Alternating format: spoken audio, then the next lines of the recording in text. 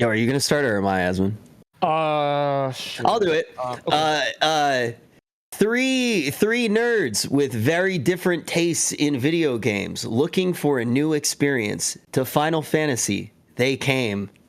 That's pretty good, right? I think that's pretty good. Yeah, absolutely. It's really good. What do you think, Summit? Was that a good one? That was solid. Oh, absolutely. Well, welcome back to the show, man. Yeah, thanks for having me for a second time. I appreciate it. Yeah, for sure. Well, you've been playing a lot of different games recently. I've been seeing playing a little bit of Final Fantasy, New World's coming out, Ashes of Creation. I've seen you express some interest in a lot of those games. I think you even talked to Steven too. How you feeling about gaming nowadays? I feel like there's kind of a little bit, like not a drought as people are saying, but definitely maybe games pushing interest elsewhere. You know what I'm saying? Obviously with you and World of Warcraft going to FF, and I think there's like even like Warzone players right now are going back to like Fortnite or Apex. You know what I mean? So it's a weird time for games. So I'm kind of all over the place. And but as you guys both have found out, FF has been kind of like a weird little spot for us to kind of chill out on. It's been a lot of fun. So yeah, I've just been kind of all over the place, to be honest with you. What do you guys play besides FF? For me, dude, like I played. Have you played the Ashes of Creation Alpha? So I played very briefly. I wanted to probably watch people more on that one. I immediately liked the caster class way more than the melee class because of that. The whole move forward when you attack thing was annoying the crap out of me. Yeah. But I didn't give Ashes as much time as I would have wanted it all, to be honest with you. How did you guys feel about that game? I mean, it's obviously like a tech alpha, right? And so because it's a tech alpha, it's gonna take a while for the game to actually be like working. It's not like the alpha, like the New World alpha, where this was clearly brought out to promote the game. And it's kind of harder to do things in the Ashes Alpha because it's so far out from development. But the New World one was much earlier into development. Did you play the new New World one? So again, I kind of just took the standpoint of just watching that one while I continued to play FF, and because I played the beta previous, where it was when you swapped your weapon, the cooldown for that slot would screw it all up for the next weapon, and yada yada yada. So I was actually going to ask you guys how you felt about that, because I saw you PvPing a buttload, Asmund. You were getting big groups together and going and like stomping people out. How did you feel about the fluidness of the New World no cooldown aspect? The problem with that is the fact that basically we had way more people than the Syndicate, which were the purple guys, but we were like Xerxes' army. We had a whole lot of people, and everybody was pretty much a moron because they were just there to show up and be on stream and have a good time. Meanwhile, the purple guys were like the Spartans. And so whenever we got down into the wars and it had to be 50 versus 50, well, the only thing that I had to deal with there is which, affiliate streamer wanted to be in my group. Okay. So it was not necessarily a very conducive environment for victory. However, I would say that it was still enjoyable. I liked playing the game a lot. It was super fun. It does seem much better than it was beforehand in terms of like, especially like movement and in terms of like fluidity. It's definitely a little bit better with different abilities. But I'm gonna be honest, man. Like, there's a reason they delayed that game again. I'm bummed. I really didn't get to play it this time around because I've just been playing so much Fortnite off stream. Yeah, just like cranking 90s with the boys. It's been like really good therapy for me. Therapy. It really like lets me clear my head. I've been making like a lot of new friends playing Fortnite. It's a pretty rad game, honestly. But I missed out on New World because of it. I'm not sure if you guys have heard of Fortnite. It's coming back. It really is. Making its return. Yeah, it is. It is. Someone will love that. Oh, I'm super stoked about it. I can't wait to buy my ninja skin. Oh yeah. You didn't get it yet? No. Did you get your Raid Shadow Legends ninja skin yet?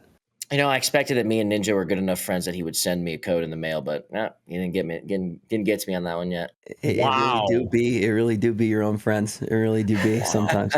But yeah, I feel like I really missed out on this go through with New World. I enjoyed it a lot the last time around.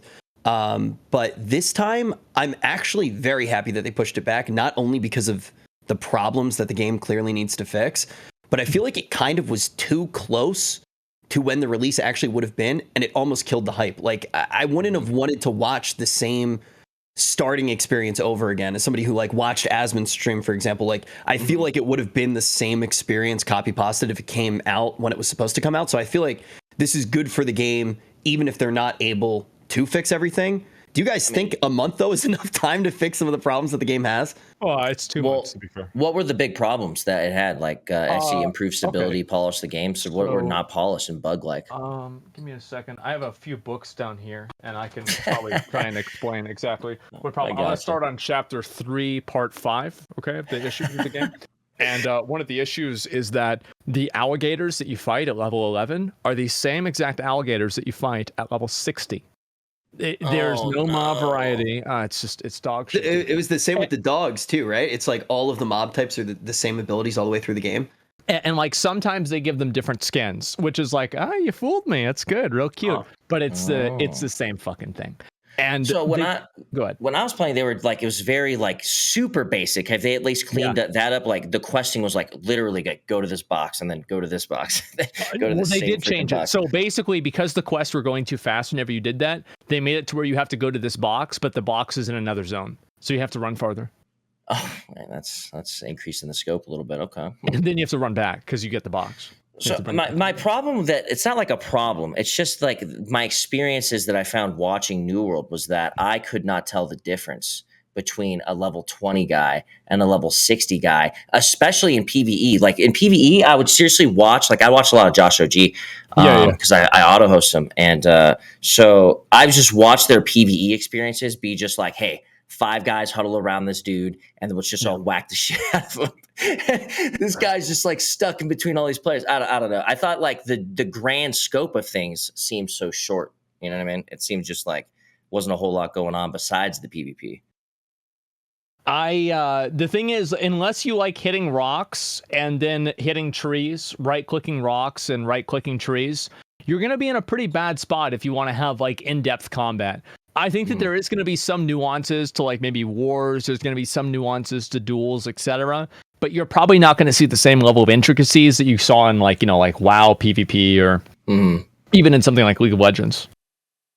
Well, it's definitely a different concept. I mean, the whole idea of action combat is going to be a completely different ballgame. But I like that personally. I actually really want MMOs to push for full action combat in the future and kind of like leave the tab targeting stuff not in the past, but not on every game. I like how they have some abilities that you can basically like target onto an NPC and then other ones that are action combat. Like I like having a little bit of a mix of them, but overall, I do really like the action combat as well because it does feel like way more dynamic. But I do feel like the tab targeting is much more accessible to boomers, which is why I can understand that. Yeah. What is that game that plays both? Aeon, was it Aeon? Ashes does both actually. Oh no shit. Oh yeah, that's right. That was their whole concept was they were going to go kind of do a hybrid, weren't they? Yeah, and you can do like one or another, and you can toggle between the two just by hitting a key on the keyboard, which is it's interesting. I think it's really cool. Yeah, it was Guild Wars 2, not Aeon. Guild Wars 2 does that. They do the hybrid crafting and or not crafting. Sorry, the hybrid of tab targeting and skill shots. Dude, you played the fuck out of Guild Wars 2. I remember like there was a few days where you were on like just all day playing that game. Yeah, I went through like an Elder Scrolls Online / Guild Wars 2 kind of fiesta, and it was they were both super crazy fun, but mostly PvP related. I say like my FF experience was like almost all PvE related, and the PvP was like just like a little bit of a bonus. Did you get super into ESO as well? Yeah, I Elder Scrolls Online has my favorite PvP. I think. Really? It's just so. It's a simple concept. It's kind of like the concept of New World, which is why when I started playing it was right after ESO. Kind of felt okay because it was like the idea is like swapping your weapons, right? It's all about weapon swapping to these for different abilities, blah blah blah, and then weapon swapping and do all my defensives and then weapon swapping on back on offensive. And it's great. I actually really like ESO a lot and look forward to playing it again. You were the reason I got like stuck in an ESO hole for a while. Actually, like I think it was around. Yeah, it was around the time that we had you on Allcraft the first time, if I remember correctly, was when you were grinding ESO, and I started watching you play, and I couldn't stop playing for a while. Like it is a very cool game. It's super different than any of the other MMOs as well, which is one of the reasons that I felt like I did like it so much.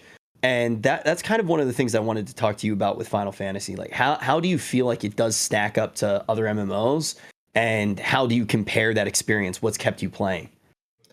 The grander scope seems bigger in FF, which is like, it seems to be the falling kind of like stone for me in MMOs. Like, if an MMO doesn't seem huge to me, if it doesn't seem like there's a million things you can do, it's just not going to really do it for me. So it's like, you'll always hit that block. But FF, it seems like there's a million things to do. The grand scope of things is really big. There's people everywhere. Not to mention the bonus stuff that people complain about, the PvP. I didn't find the PvP to be that unenjoyable. It's actually pretty cool. And now it's not WoW PvP. It's definitely different, but it was fun. I like the idea of like a million things to do. I mean, I got into fishing for like 3 straight days. I saw the clip of you finding out about like there being fishing expeditions or whatever, and then becoming like strangely excited about it. And apparently you got a shark mount. Is that right?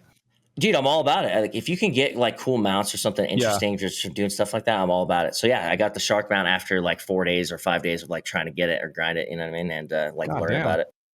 It's a cool mount. Yeah, I'd fucking hope so after all that time. Yeah, and so did you, how far did you get into the game? I got to just right when I got into Heaven's Ward, I started kind of messing around with other stuff. So I'm right now, if I got into FF, like logged in right now, the first 2 steps would be beat the last 2 bosses in Coils, and then probably continue MSQ and Heaven's Ward. Yeah. You guys are pretty close to the same place. I think Asmon's been playing for an extra like month or something. So yeah, he does smaller chunks of time though. I think I've caught up through a little bit of grind. Yeah, you stream way more than I do, and you don't have like a 3-hour intro of watching YouTube videos and then getting an argument with somebody. That's so funny. That's what my friend would tell me. He'd be like, "Yeah, but."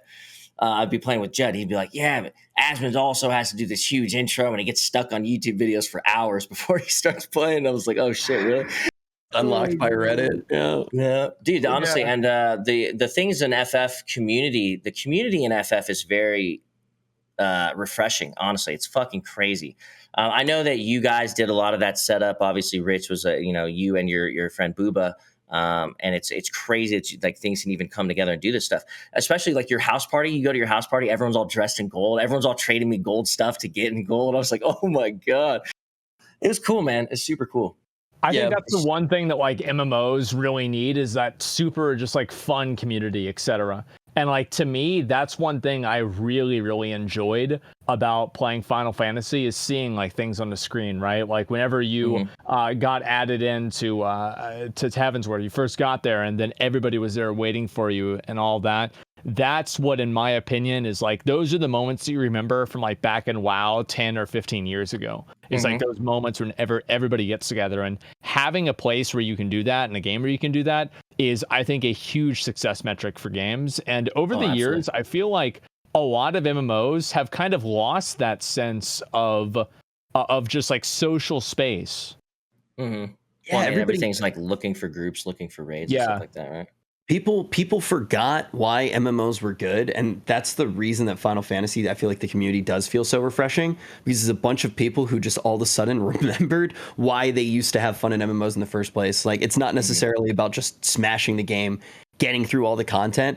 People are down to just relax and hang out in those virtual spaces. I always thought that player housing was a bad idea until I played Final Fantasy, and I realized that shared space is actually something that all MMOs should probably have. But my idea of it growing up as a WoW player was like, Stormwind, Ironforge, these places where you didn't really have a choice but to go there. It funneled everybody into the same area. That's where the duels happen. That's where all this stuff happened. But when you get the like-minded people in the communities, in the FCs, or in the houses rather, in the player housing, it does feel really special. And you have everybody with the same glamours. You have everybody just standing there dancing and shit like that, and it just feels like you're in a real world. It's definitely a trip, man. Not to mention, I mean, I think the difficulty is there in this game for it being so old. I expected, because I watched a video where Asmund compares after he beats Bahamut to like, hey, we just did AQ40, guys. You know what I'm saying? So it's funny. I took that line and stuck that with me. Like, okay, I've done AQ40 before. I can do this shit. But legitimately, I thought Coils was like AQ40 times like 3. For me individually, like, you're a guy in a 40 man, a warlock 15 years ago in AQ40, and you're not doing nearly as much shit as a fucking Dragoon and an 8-man on FF 13 years ago. It's crazy. I was blown away by the mechanics that I had to do individually, and I was like fucking actually like Jenga stacking myself with mechanics, and that was gonna fall over at any moment, you know? You were scaring me. Actually, I'm not gonna lie. You were scaring me a little bit. I got a little bit nervous. I thought that I made you upset a few times. My pet, like it wasn't me, it was my pet. I don't know why he was attacking the feather. I mean, I will get upset at vets without a doubt, because like, you know, like Judd will be like, "Oh, dude, we're getting rid of this group. We're bringing in the carry group," and then we'll get in the carry group, and I'll watch somebody do some stupid shit, and I'll be like, "What are you doing? You're supposed to be good." You know what I mean? You're supposed to be carrying me. What's going on? Yeah, man. Exactly. I was just like, yeah. So it was the mechanics in that were. Very surprising, because like I said, I expected AQ40-ish, but I thought way harder mechanics. You know what's so crazy too?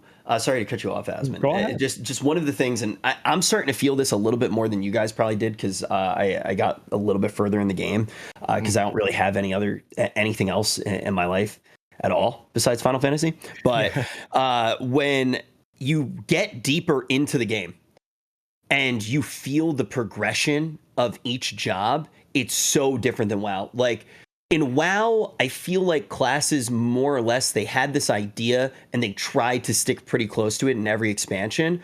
And the feeling of Final Fantasy, it's like, okay, you know what? Your rotation used to take you 3 minutes to get through. We just added a whole sub part of your rotation, which is going to add on to your job. And now you have a 6-hour opener. And it's just like, what the fuck? Like, it gets so metal and so crazy. And it doesn't feel like too much because of how the game leads up to it. So you're not overwhelmed by all the abilities at 80 versus 50 or like 70, wherever you're at? I think that the only people who really get probably super overwhelmed is the people who skip, because they're also spending so much time trying to learn the rotation and also looking for the heals. So I feel like that complexity really throws those people off. I mean, yeah, I feel that. I can understand that completely. It's a little bit, okay, I'll be honest, like I picked Dragoon because I told chat, like, I need the easiest class to play in this game. I was like, what's the easiest class? And they said Dragoon. And then after I had made Dragoon and been like, maybe like I was like level 15, level 20, and someone was like, "Oh, bro, when you get level 80, your Dragoon opener is 21 buttons." I was like, "What? 21 button opener?" So I can understand your freaking your experience with crazy openers if that's the easy class opener, you know? Dude, Summoner, you open up with this ability that's on cooldown that puts all of your dots onto a target and deals damage, instant cast, OGCD. You got all your dots up. You start using your pet abilities, like you weave in your pet abilities so you're not clipping with all of your stuff that's OGCD. And you go into these different trances and summon these different pets, and each one has its own rotation. And it just gets crazier and crazier and crazier, and you just fucking blurst. And it's one of the coolest dot classes I've ever played. I'm about to get Bahamut right now, and I fucking love it. And then I played Samurai a little bit, which you were playing actually when we did T9. Samurai, it like collecting the stamps and all that shit just feels so good. It reminds me of Outlaw Rogue, but not the most idiotic spec that you've ever played. So one good thing is that the way that my class works is that there's a button that makes all my attacks crit, and then there's another button where I can use my big button, and then I can use the big button multiple times, and then after I use the big button, then I have to use the small button enough to where I can use the big button again. You've got the big buttons and the small buttons lined up, ready to go. And then I wait for the big cooldown, and then I use the big cooldown with the big button, and then I do huge damage. And that's the way I play a warrior. It's pretty fucking good. And then Dark Knight at level 50 is somehow even easier than that, because there's no planning at all. I just hit buttons off GCD whenever I want. It's great. This kind of like leads into what I like about this game more than something like World of Warcraft. I'm not gonna say more. I'm gonna say it's different. I'm gonna say it's easier to handle. With World of Warcraft, how many classes do you have? You have a decent amount of classes, but are they really just one class? No, they're 3 fucking classes, right? And one. There's in FF, you have your class. There's no spec tree. The balancing is gonna be easier there, right? Like you're taking on such a toll being World of Warcraft, playing 3 classes in one, and having to balance that not across just PvE, but PvE and PvP. If you look at that from like take a step back, it seems impossible. I don't understand how WoW can possibly do it, because when you're looking at a game like FF, which has kept it very simple, like, hey, this is your class. Yeah, it's going to get crazy and get different, but it's going to be the same for all you guys up to this point. You know what I'm saying? And oh, by the way, all our PvP shit is not going to affect your PvE shit. All completely different balancing, and that's very different in my opinion. You know what I mean? Wow. Not to mention tanks. Before I forget, you mentioning Asmongold, your tank, like how you like to play your tank. Like, oh man, I like to fucking destroy him with damage and blah, blah. When you're playing a tank in World of Warcraft, you're not doing shit. Nobody cares about your deeps. You're not really doing damage. You're there to hold aggro and only hold aggro. But in this game, even in PvP, mind you, you are a useful class to your group. You need that tank DPS in the PvP. It's part of the, that's another thing about FF is they have these, the set stuff, right? Oh, you only get 4 DPS, 2 healers, 2 tanks, right? It's the same for PvE. You only get that specific setup. While in World of Warcraft, you can just completely like, hey, let's get this fucking hunter out of here and let's bring in another healer. It's just a lot. Seems very different. I don't know. What do you guys think? I think WoW's upside down, and it's really obvious when you play Final Fantasy. Like the complexity of WoW. It's like a fake complexity that you get overwhelmed with when you look at the game. It's like, hey, here are the 30 systems that you need to be doing daily. So you need to learn how your Great Vault works. You need to learn all your dailies. You're going to go through this level experience. You need to make sure that you're doing this rep every single day. And then on top of that, here are all of your different specs. And they look kind of complicated. And here's your anima. It's all this stuff that you have to look at. And then once you realize that at the very top, those systems aren't actually that deep. So as you learn, the game almost feels like easier and easier, and all of the jobs or specs rather feel very homogenized. Like you're going to have a very similar rotation at the end of the day with a lot of them. Final Fantasy, it gets more and more complex in my opinion. Asmon, feel free to disagree, but I feel like Final Fantasy opens up and gets more complex and more varied in a good way.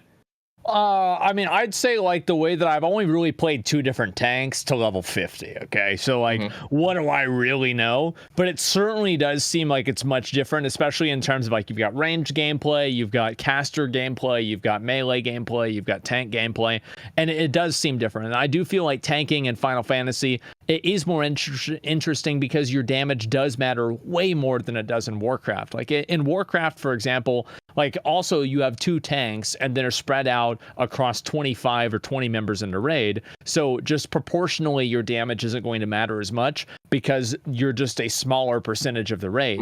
But in Final Fantasy, there's 8 people. It's the same as like back in challenge modes in Mists of Pandaria Summit. I don't know if you did those back then, but like tank damage mattered a lot back then.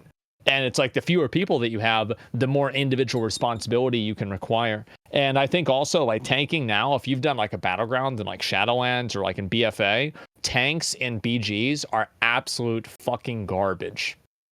All they do not super useful in PvP. They knock you back, they stun you. They're just annoying, right? They're basically can't die. They're just kind of like running around being fodder. Yeah, it's like basically a hunter pet that has 3 abilities that CC you that never fucking dies. It is the worst thing ever. So yeah, I mean, I think that also, like, you're right that Blizzard kind of set themselves up in a way to fail with how many different classes they have and how many different like levels of customization.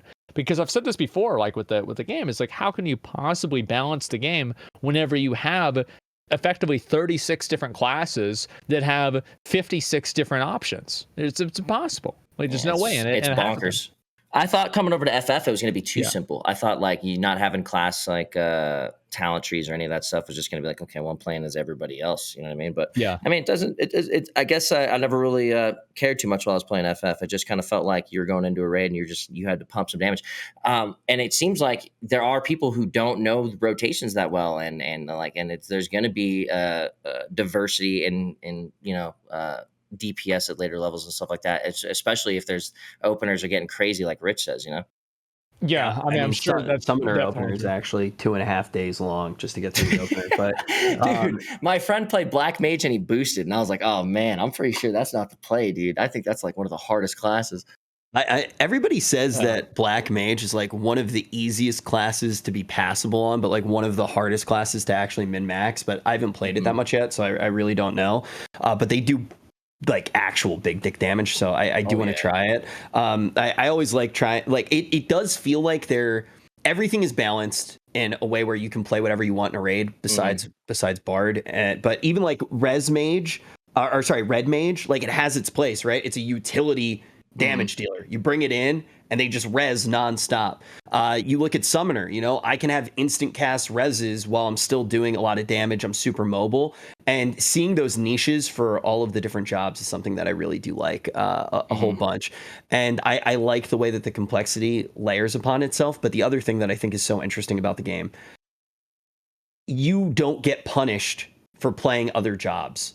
You're kind of in a situation where, because everything is on that one character, the game's like, yeah, fuck around, explore, do whatever you want. And Asmon's already picked up multiple jobs. I've picked up multiple jobs. I became a blue main. You became a fish main. So the game really does let you experiment. And WoW, it's a little bit more taxing on the alt side.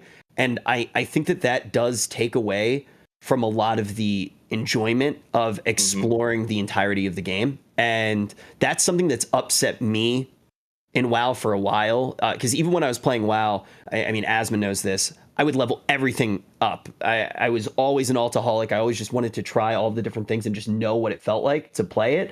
And I felt overwhelmed frequently. And in Final Fantasy, I don't have that feeling of being overwhelmed by wanting to try things. Now, I'm not going to be the best at those jobs because I'm not focused on them the way that you were with fishing or Asmon is with Warrior and Dark Knight, but I get the experience and I get the enjoyment from it. I got you on that. It is much, it's funny, as I'm the opposite when I play World of Warcraft. I'm never about doing the alternate stuff. In fact, when I play World of Warcraft, my thought process is the game doesn't start until I get max level. You know what I'm saying? Yeah. Which was completely different when I played Final Fantasy. It's like, okay, so I went and played 13-year-old content like it was like it was today, like it was no problem. Like you can do the no echo, you can do the no item level. What is the World of Warcraft equivalent to that? Can you go back and do MC and AQ and kind of make it equivalent? Well, you have time walking, right? And time walking it's okay, but the reality is that it's not rebalanced for people to, like, for example, like back in Wrath of the Lich King, a lot of the AoE abilities that melee characters had were capped to a certain amount of targets. And now I guess it is again, but the cap is different. And because it's so much different, you're able to just do way more damage. And the mechanics are easier to deal with because you're just dealing with a toolkit that's vastly different and vastly larger than what you originally had. It's like you think about like playing a character back in Old War in 2009 or 2008, and now it's just a completely different class. So like, so wait, are you saying that they don't have like a system where it kind of like reverts your character back to like oh, you only have this many abilities, kind of like FF does? They don't do that. No. Well, they have it, but they scale you down, and you can use everything. So basically, they just reduce your overall number. It is such a fundamental difference, though, in how the game is made. Yeah. Like the thing with WoW is if time walking, if you actually had the old rotation, it would be a cool experience for some of the players who have gone through it before. But the class design in Final Fantasy, as somebody who's entering it now, it does feel like it's more of a building on top of the foundation that was laid. When WoW, every now and then it's like, okay, complete class overhaul. So like if I played a WoD Warlock, for example, a Demonology WoD Warlock, I would be going into Metamorphosis and getting off like the 4 or 5 demon bolts that you could cast. And now if I was playing a Warlock, you're like summoning a bunch of random pets and causing them to rush at your target. The game has drastically changed from the get-go, from expansion to expansion. The amount of change that you get out of WoW is immense, right? Well, it's patch to patch sometimes, right? Because you'll have like some big change that changes the way that like your tier set works, and they'll change 2 other things. And then ultimately you have to play your class entirely differently. Yeah, absolutely. Has that ever made you guys be like, yo, fuck this class, we're gonna have to go reroll something else? It's worse than that. I remember I was playing Fury Warrior in Nighthold, and it was one of the best iterations of Fury Warrior that Blizzard has ever done. And as I was playing it, I would become depressed because I knew that it wouldn't last. I'm like, I knew Really? that every single week that I played this class was one less week that I have to enjoy playing it in the way that it should have been for the past 15 fucking years. Gotcha. So you're like So playing this yeah, class, and you're like, man, this is fucking sick, dude. But I just know that it's too sick, and I know that it's just not it's going to not keep going to up. last. Yeah, Oh man, exactly. that And it sucks. didn't either. I was right. And When I it ruined my sucks. own class, I still regret that to this day. I was bragging about Demonology Warlock, and I was like, Mhm. man, it's so much fun right now. You can cheese Implosion. It's the best feeling ever. You're haste capped all the time. I was talking about it on Allcraft. I woke up the next morning and it was nerfed, and I had like legitimate death threats, dude. Yeah. They thought you did everything. Yeah, like you couldn't keep your stupid mouth shut. Oh, that's so funny, man. Yeah, it was pretty bad. But yeah, I have that, like, those memories too, where I go back and I'm like, man, I had so much fun in WoD playing Demonology Warlock for exactly 1 month. And I'll never get to do it again until WoD Classic comes out in probably 4 years, because Yeah. honestly, WoD Classic would be better than any other expansion they're going to be coming out with anytime soon. So we'll probably get it. I liked Wrath of the Lich King. Wrath of the Lich King after was still an enjoyable experience. That was probably the last like big enjoyable time for me in World of Warcraft was Wrath, I think. I'm gonna be honest. Like I had. How'd you feel about Legion? Legion. I don't think I even. Oh, you know what? I played a hunter during Legion a little bit. I Okay. enjoyed my hunter, but I didn't do anything but play arena. You know what I'm saying? Like I said, World of Warcraft was very narrow for me, like narrow sided. Like get max level, start doing battlegrounds, do some arenas. You know what I mean? And then like anything that was PVE related, it was like I would jump in and just get massively fucking carried. You know what I mean? So I didn't have to do anything. No, I understand. So it sucked. It wasn't that fun. But I like PvP. I like arenas. That's my shit. You know what I mean? I actually plan on PvPing a buttload in FF, more so than probably your normal FF player. So that's the plan. Yeah, I'm actually really curious because like I've heard like going into Final Fantasy, I think that a lot of the reasons why people give Final Fantasy PvP a bad like reputation is that apparently there are people that do like win trading or something like that, and because of the win trading, people think that the game sucks, and I can see that. It makes sense. I've heard of it. I haven't seen a win trade happen just yet, but I'm also a very low level. And it's like, so like the rating that like the top rating right now is like 800, 900 rating or something like that. And after just like playing for like a few days, I'm already at like 300 or something. So it doesn't seem too crazy. I imagine once you get up to like 600, 700, you might start seeing some win trading, but I don't see how it helps. What do you just lose less than you gain? So it's like, I have no idea, honestly, man. Like, I have no clue. That's just what I've heard. And again, like I'm repeating what I've heard, so maybe I could be wrong too. But that's the main criticism I've seen. The big difference that I got out of the PvP is that it's like it's dumbed down. It's a little bit easier. So it's like you have all your combos. Well, they put all these combos into 2 buttons. Like, hey, here's your single target combo. Here's your AoE target combo. And it's just like you'll just spam the 1 button. So like, so I had mine on E. So I'd press E. He'd do his one first combo. Then you press E again. He'd do his next combo. You press E again. He'd do his finishing combo, right? So that's how you do it in PvP. But then they have all the OGCDs that you're, the off globals that you're throwing in the mix. So it's like, I might hit him with an E and then toss another thing, hit him with another E, toss another thing. And so it's like very bursty. So you don't talk to each other in PvP.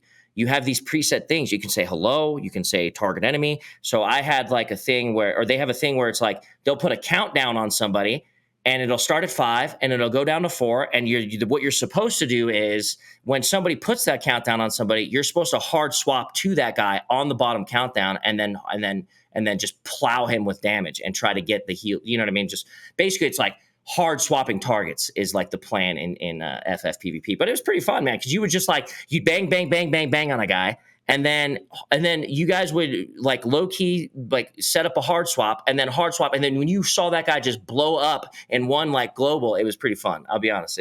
I might actually try it.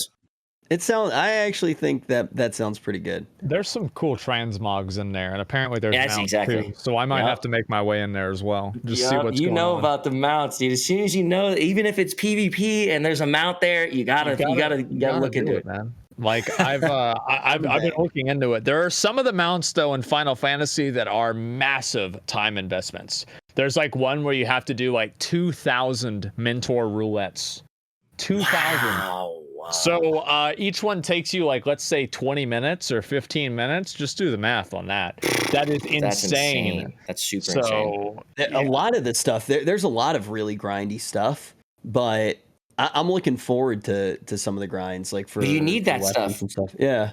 Oh yeah. They wouldn't if there wasn't anything to grind for that can get you something that was cooler than what everyone else has. Are you really playing an MMO? You know. Unfortunately, nowadays, yes. No, I'm maybe actually. So I mean I know that be, you though. guys I agree with you. you guys probably haven't really felt this yet, but you know, I'm tearing through the story. You know, I've seen it. I've been watching it. Yeah, like no stalling, like just straight through the story.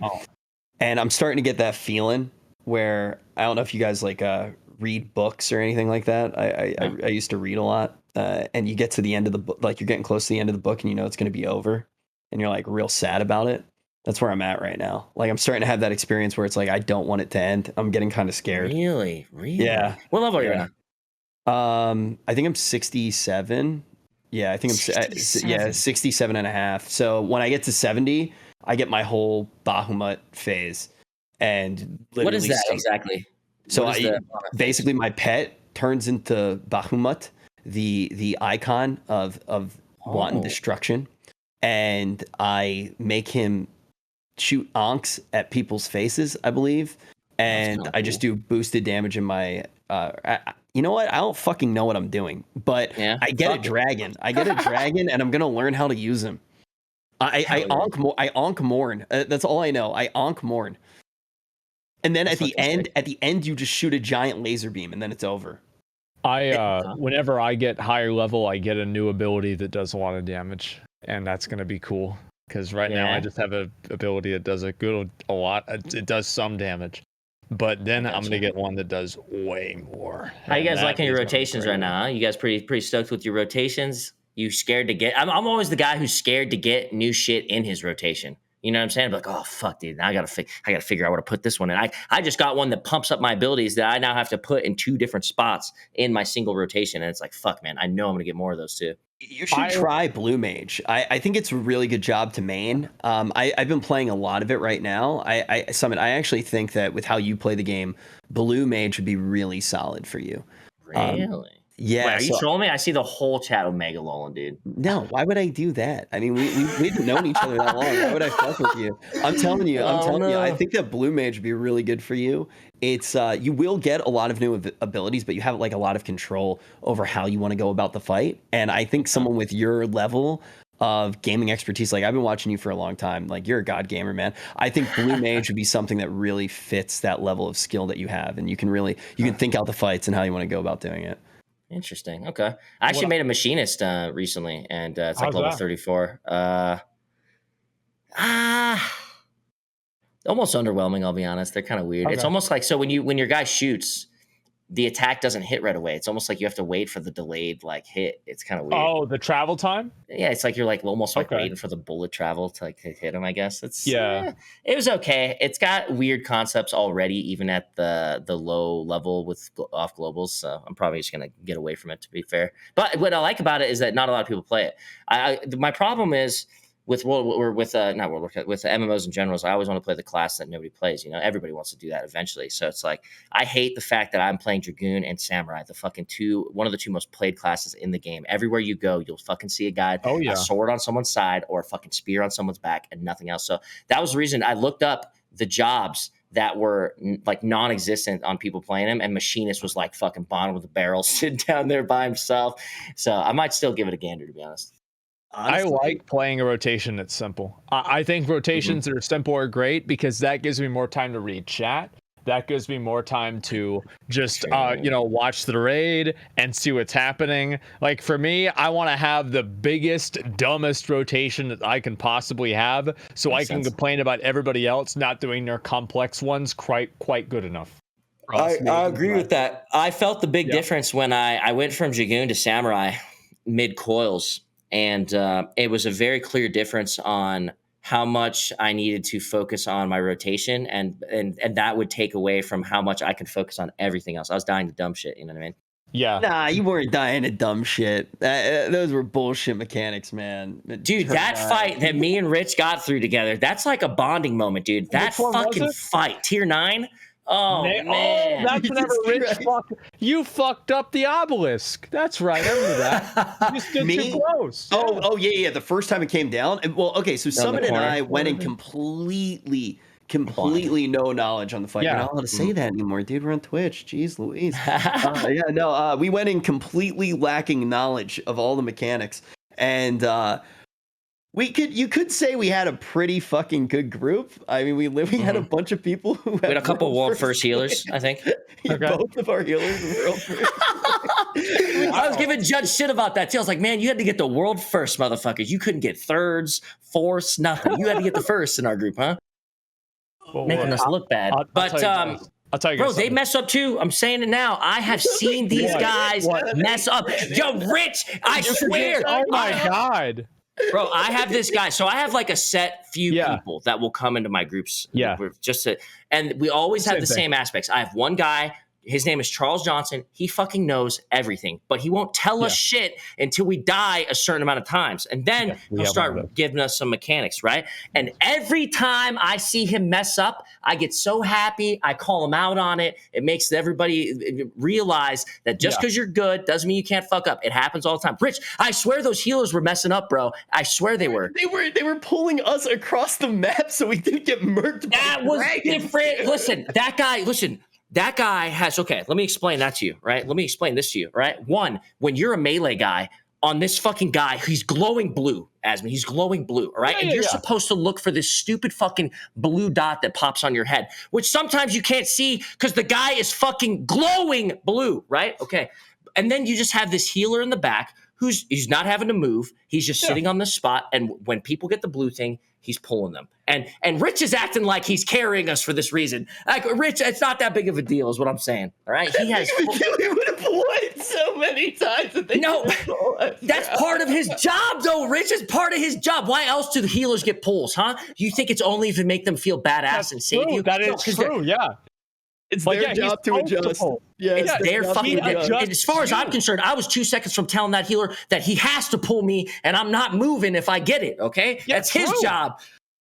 You got to let him know. We got to set some standards. Absolutely. I mean, because you don't want them just running around. I mean, these are world first healers. They should be able to do that easy. You shouldn't even have to tell them that. Yeah. Shouldn't even have to tell them that. On the ones he didn't pull me, I should be getting angry, Rich. You know, absolutely. I'll never fucking forget one time I dropped a meteor in a bad spot. I mean, I was just moving a little bit too slow, and I like quickly got back to the group so no one noticed. And I just hear someone go, "Who the fuck put that meteor there?" I was like, "Oh no!" I unmuted. I was like, "It was me, bro." So there was actually a few times where Rich had to come clean on me yelling at somebody, and Rich was like, "Listen, I think that was my pet that was actually hitting that guy over there." Oh my god! I started taking honestly, I just didn't want anyone to be upset. I didn't want anyone to leave in the group. I started taking credit for everything. It was like, "Yo, why didn't we get any heals?" I was like, "Yo, I think it was me, bro." Can you just imagine like this one thing? You're not supposed to hit it.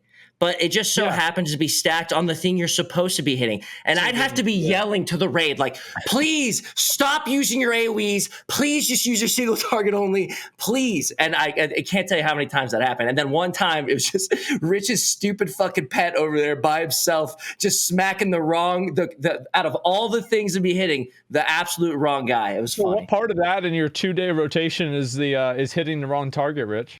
Yeah. So actually what happened, I didn't realize that one of my edgies cleaved on my pet. Yeah. I was totally wrong. But to be fair, I had a dentist appointment that night that I was very stressed about. And I canceled the dentist appointment at 3 a.m. I didn't go. I still haven't gone to the dentist, actually. Dude, but can you imagine that? Yo, guys, listen, we're going to get this shit down. It's 1 o'clock in the morning and Rich is like, guys, I got a dentist appointment real soon. Like, what? It's 2 in the morning. What do you mean you got a dentist appointment? New York City, baby. Yeah, gosh, they got city that never sleeps. Bangers. Oh my God. It was an experience. Honestly, hardest boss in that place by far. In fact, you know what's funny is we beat the boss without even understanding fully one of the mechanics. We just got lucky because I couldn't figure out this mechanic to save my life. So green crosshair goes on the guy. He has to go put it somewhere up north on the left side or the right side of one dragon. Then arrows pop above 3 of us and dragons just shit on you into the walls and you die to the point where you can't even get mass rest. So I can't tell you how many times we would be perfect on the fight and these dragons would crap on us and I'd be yelling at the leader like, what the fuck do we do on this? I don't understand. It was probably like 10 or 20 was this, on that one. Wait, which one was it? Was it Twin Tanya? No, it was not 2010. It was a girl who floated with wings with armor, and then we would drop to the bottom on the second phase, and then you'd have to watch out for the big building dropping, the cathedral drop, right? That could push you to the walls. And then eventually in that part, it was like you have to watch for your debuffs, make sure you're not electrocuting the whole group. And then so you'd have to step out of the group every once in a while when you got that debuff. But then when it got to the part where it would shoot dragons at you and it would knock us all into walls, we would just completely wipe. We would not be able to get to that part. I cannot tell you how many times. Yeah, that dragon mechanic, it's a bad dragon mechanic. It really is. So basically you get a marker on you. I don't think you dealt with this mechanic, Asmon, because of tank POV. The way that the fight worked for me is that there was a debuff that would occur, and the boss would cast an ability, and I would have to use a cooldown for the ability, and then we'd go into the other phase, and then we'd kill the ad, and then you'd kill the ad. He'd give you a purple and a red chain, and if you got a purple chain, you'd have to. Oh, you're a tank, so you probably didn't have to worry about that.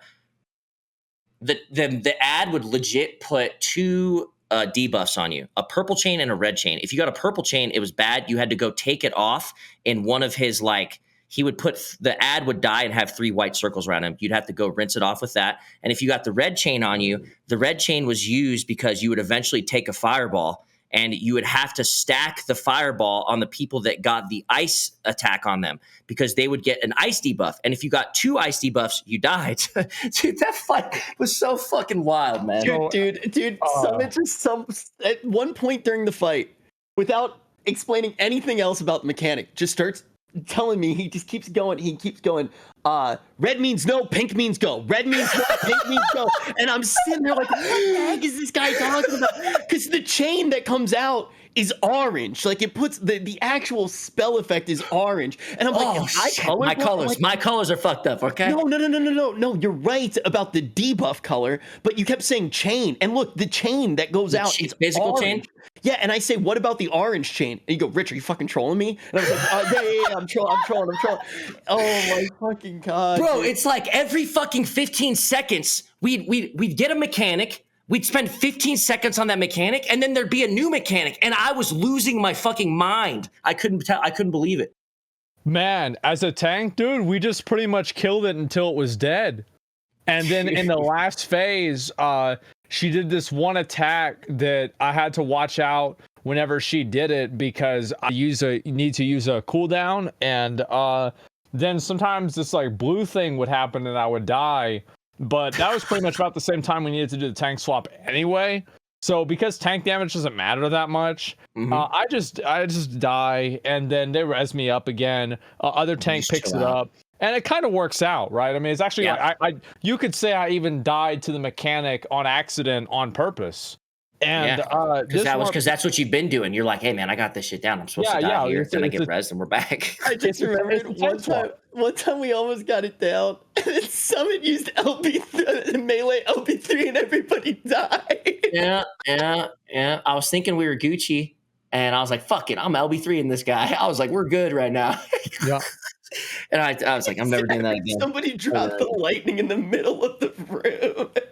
Dude, the amount, I cannot tell you, Asmon, how many times I electrocuted the whole group to get us killed. I'd be like, I'd staring at my debuff, staring at my debuff. Something else would happen. And then as soon as I took my eyes off the debuff, a 5-second counter debuff would go off and I'd fucking wipe the raid. And I did that probably 10 or 15 times.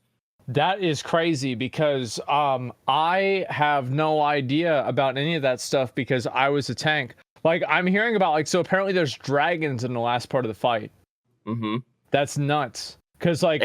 literal dragons, 4 dragons on the outside of the arena attacking. Oh, my God. So it's pretty simple. Wow. You basically look, and if you see one dragon, you want to go in between 10 and 12 p.m.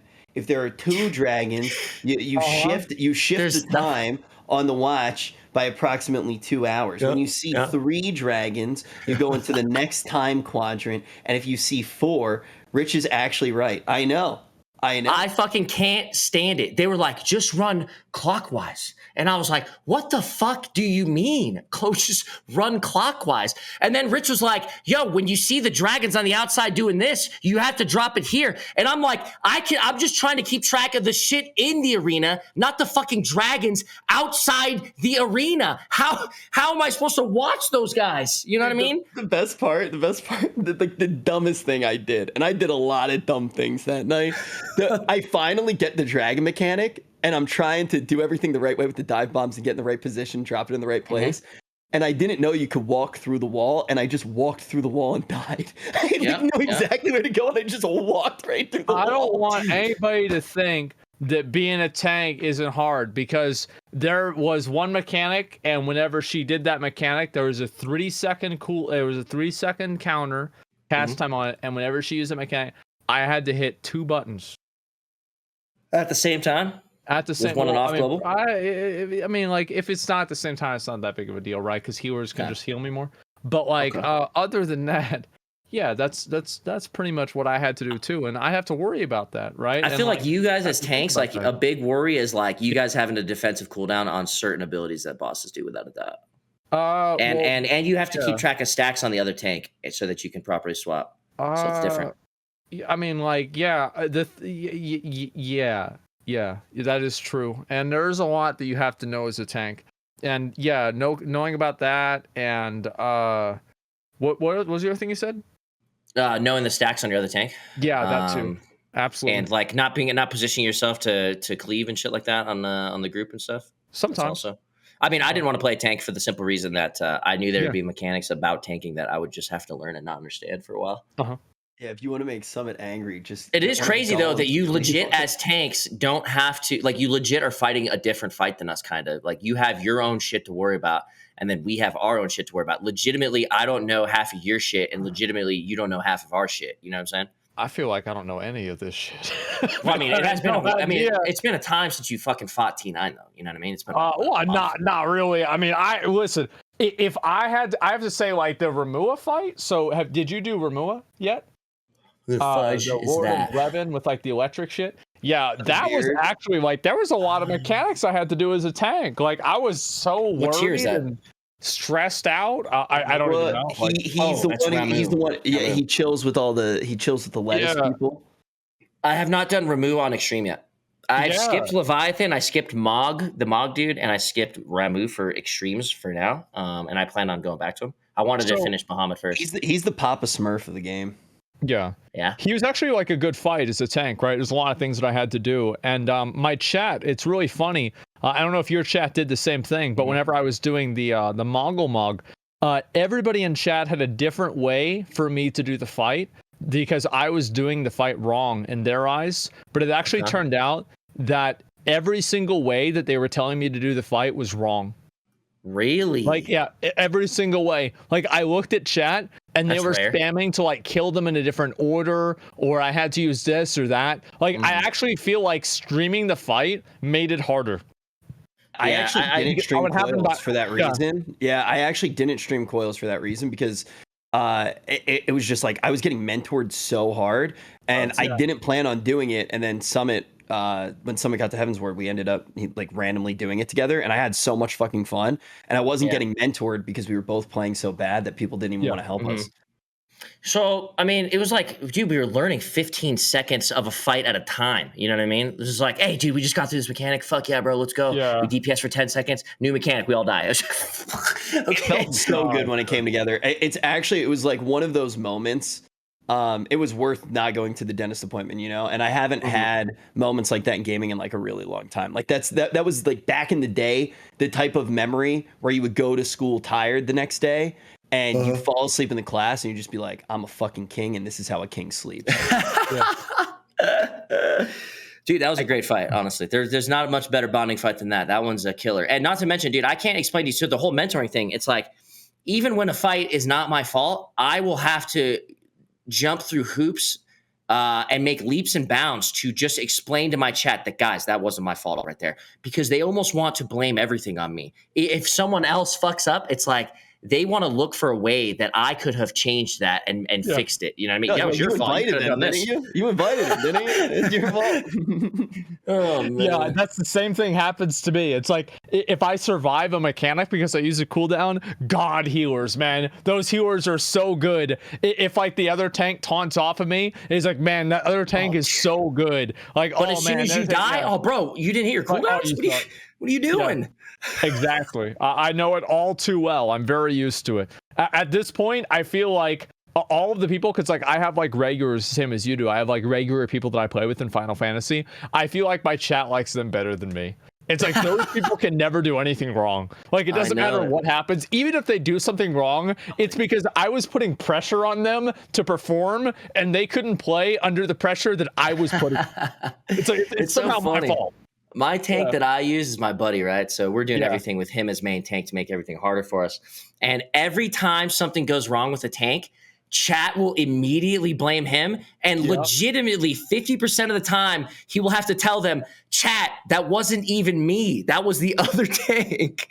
But they will always default to blaming him. It's hilarious. Poor Judd. Yeah. Poor Judd, man. That sucks. That does suck. But yeah, I mean, those are, in my opinion, those are the best memories, man. It's like, I can guarantee you probably a year from now, you guys will still remember doing Coils Tier 9, right? Oh, like absolutely. you guys are still going to fucking remember that because it's just fun. It's memorable. And like having those experiences, I think is what really makes MMOs special.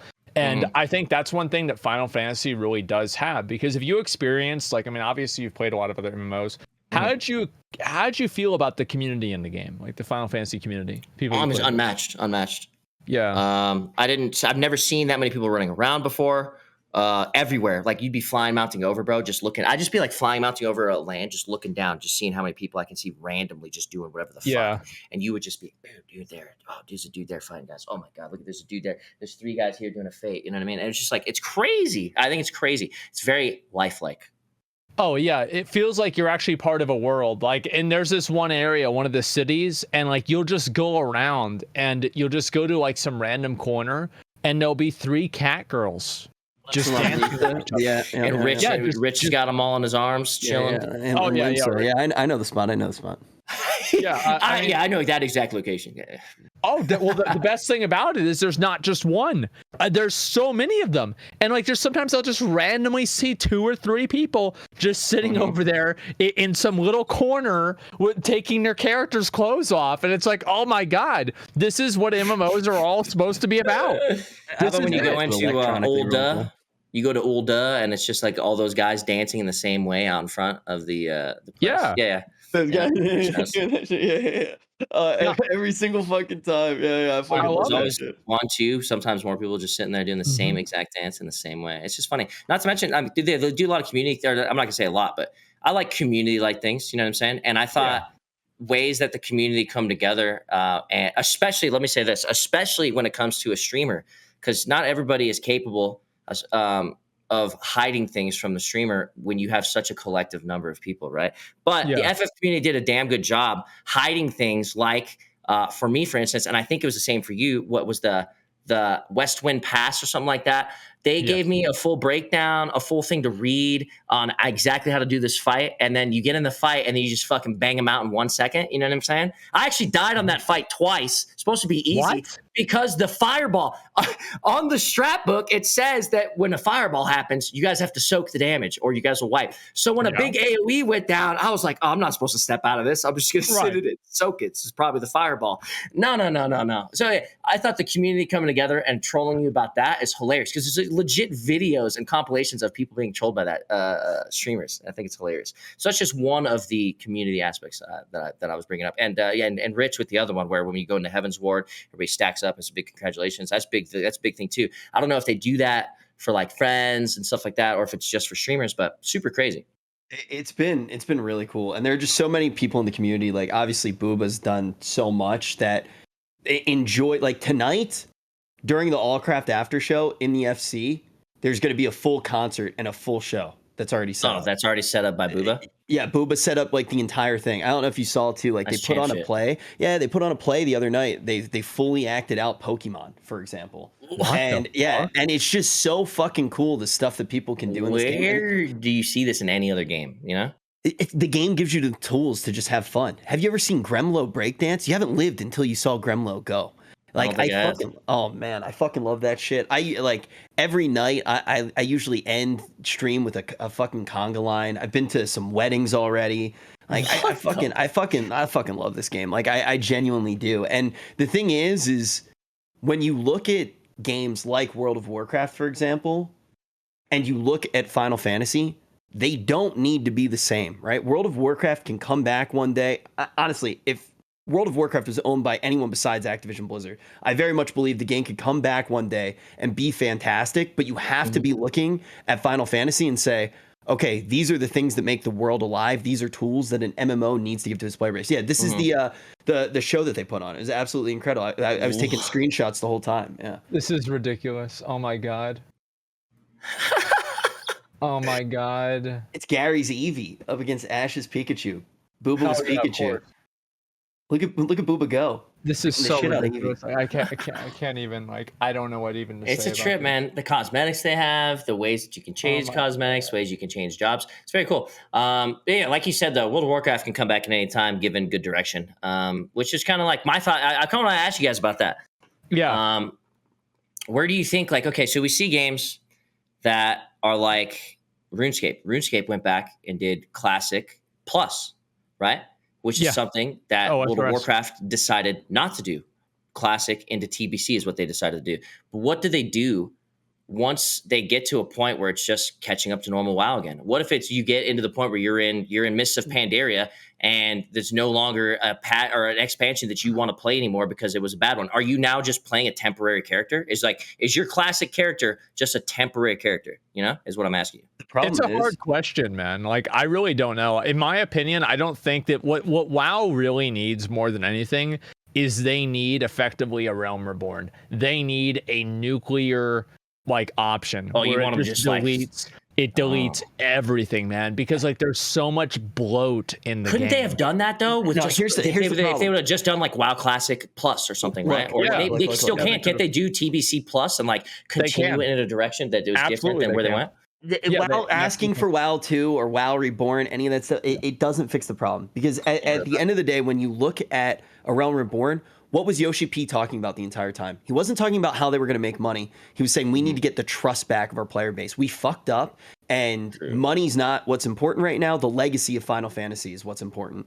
When you listen to Jagex actually talk about what they wanted to do and the experience that they wanted to recapture with old school RuneScape, it was about that experience. That was what they were after. When you look at World of Warcraft right now, the people that would be remaking World of Warcraft are the same people who are under the pressure that has caused the game to get to where it's currently at.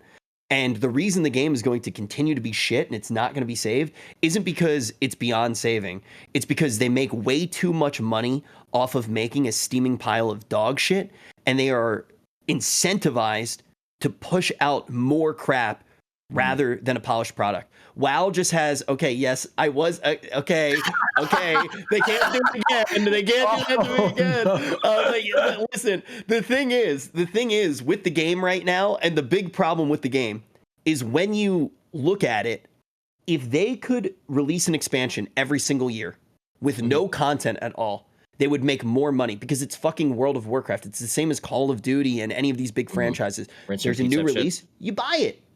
And $60 off of each of those players, getting $60 off of each of those players is more money than when the game was good. And they figured out this great way to lock people in for 6 months of fake metrics by giving them a stupid dog shit mount and having them prepay for 6 months. They will just keep scaling up the amount of expansions that they push out. They don't need to make them good. They just need to make them, and people will come and they will exsanguinate the entire legacy that Blizzard had created over all these years. Well, I think they're doing that already, to be fair. So wait, are you saying that you think World of Warcraft is in a current, like, a Realm Reborn 1.0 state? Yeah. I think it's very different. I think that they made mistakes in a Realm Reborn with a group of very good game designers that were trying to create an experience, and they didn't fully understand what they were trying to create. They went back to the drawing board, and they built up a good game over time. And I think that Yoshi P is one of the most intelligent people to work on a project, and he had a vision that was backed up by other five heads.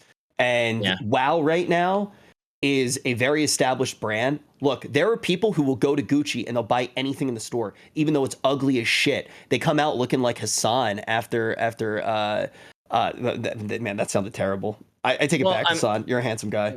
What I find about World of Warcraft is it seems like it's always got some new concept of overwhelming annoyances. Like, oh, you got what is that? I came back one year for it, and it was like you didn't even get weapons anymore. You only had this one fucking weapon you had to upgrade over and over and over again. But then it's like you do that, and then they obsolete it, don't they? It's like, why the fuck did I just waste my time doing that if you're obsoleting it into the next patch? So I imagine there's a lot of things that happen like that. How many rep grinds have there been, or something along those lines that had been watered down after you had put in the time? Is there moments like that in WoW that happen often, or is that just sometimes? No, it happens about every 6 months. You spend 6 months grinding for something, and then Blizzard makes it useless.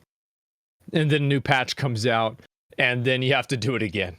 So is there something like that in FF? Like, think about like what has gone completely like that they've just forgotten about it. Like they moved on. I'm sure there's some things like yeah, I'm sure there might be some things like here and there, like relic grinds, I think is probably like an example where you don't really need to get your Realm Reborn relic or something like that anymore. And like, it's kind of a pain in the ass. And I'm sure there's other stuff too, but overall, I mean, it doesn't have the same level of, I think one thing with Final Fantasy that makes it a better experience for players like versus WoW in terms of character development is that you can literally just go and level another class without having to do all of the secondary bullshit. Because I think that's one of the worst things that WoW has to deal with right now is the fact that you don't just have to do this like busy work, like kind of going through all the quest lines and everything like that, which I would arguably say is okay. And that's fine to do once in many cases. But the problem is whenever you ask somebody to do it twice and 3 times for each character, that's whenever you lose people. And I think that's what the big problem is. Also, like the experience, like you feel like you're getting something when you level a job, even if you don't play it, because some of the quests are legitimately cool. And if you really get into the story, you know, sometimes you find out that your favorite cat girl has a sister, and then you're like, wow, I fucking love this game even more, and I wouldn't have known this if I didn't level this job, right? And I leveled Astrologian, and the whole time I was just like making Yu-Gi-Oh references, having a blast. I'm not gonna fucking heal. Like, what do I look like? I'm not gonna fucking heal. Like, name one time ever that I would pay $15 a month to let another player DPS. Like, I'm just not gonna fucking do it. But I'm gonna level that all the way through, and I'm gonna make jokes about Joey and Seto Kaiba and the Millennium Puzzle, and I'm gonna enjoy that story, and I'm gonna have a good time doing it. And you don't really get that with WoW, and the few times that you did, it was good. Like, there were moments in Legion where you enjoyed leveling a class and getting rewards that you would never fucking use because of the achievement and the experience. You know, I'll never forget, this is like a bad memory that's a good memory. I didn't get the Asmund probably remembers this. When we were doing Mage Holy Tower, Paladin? I didn't get it was the tank paladin. I forget what it's even called. What are tank it's called the paladins Asmon Smash. Asmon Smash. That's where it came from. I didn't get mine because actually, was it holy? Whatever. I didn't get one of the paladin weapons. No, it was Holy Paladin. Trust me. Yeah, you're right. And why didn't you get it? Because my internet went out. I was in Ohio. I was working for Blizzard at the time. I was in Ohio casting World of Warcraft, and my internet went down, and I had left it to the last moment, and I didn't get it. And I just genuinely will never have that in the game. But I remember how much I cared. I remember crying next to the router. I remember how much hair I had at the time. Shit. Yeah. I had a lot of hair back then. And I think I was taller than you back then too. Damn. So that's a bad experience for you, but a good experience in the sense of like what? That there was something so high to achieve that you were going for? Because I cared. I remember about the game, and I remember what it felt like, and I remembered what it was like to call Asmund and bitch about it all fucking night. He was like, yeah, dude, sometimes you get it, sometimes you should. Yeah, you should have done it fucking earlier. Idiot, dude. Yeah. He just like making fun of me and shit. And I'll remember that night because I walked around in the circle, and then we started talking about some hood shit. That night is one of the best nights that I'll ever have in the friendship between me and Asmund. And I'll never forget that night. And that happened because of World of Warcraft. Gotcha. Huh. Those moments you think are going to happen a lot on FF? They've already started to happen, which is cool. Like the game does set up a lot of moments like that. And World of Warcraft could do that again. I just think they won't, because let's be honest, if there are a lot of people on Twitch even in this situation right now, you offer them a shitload of money to gamble, for example. It's hard to say no. Greed is a thing that's always gonna. It's not even greed. It's just it seems like an easy decision to make when you're there. Easy money.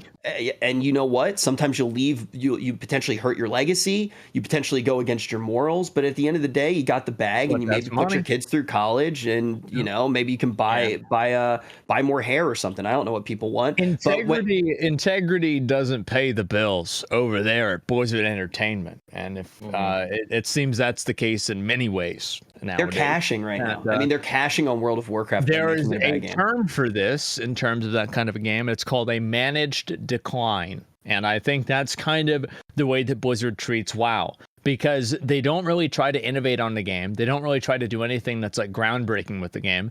And I actually think that these other MMOs will give WoW more inspiration and give Blizzard and Activision, like the leadership there, the idea that actually MMOs aren't dead. It's just that the development team sucks. And if you like, there's so many people that are excited for games like New World, for Ashes of Creation, and now especially for Final Fantasy. There's no reason that these games can't continue growing, and also WoW can't follow suit. There's really no reason for it. I also will say, yes, the Final Fantasy community is incredible, but a lot of that community is also just the MMO community. Like the MMO community has so much strength to it.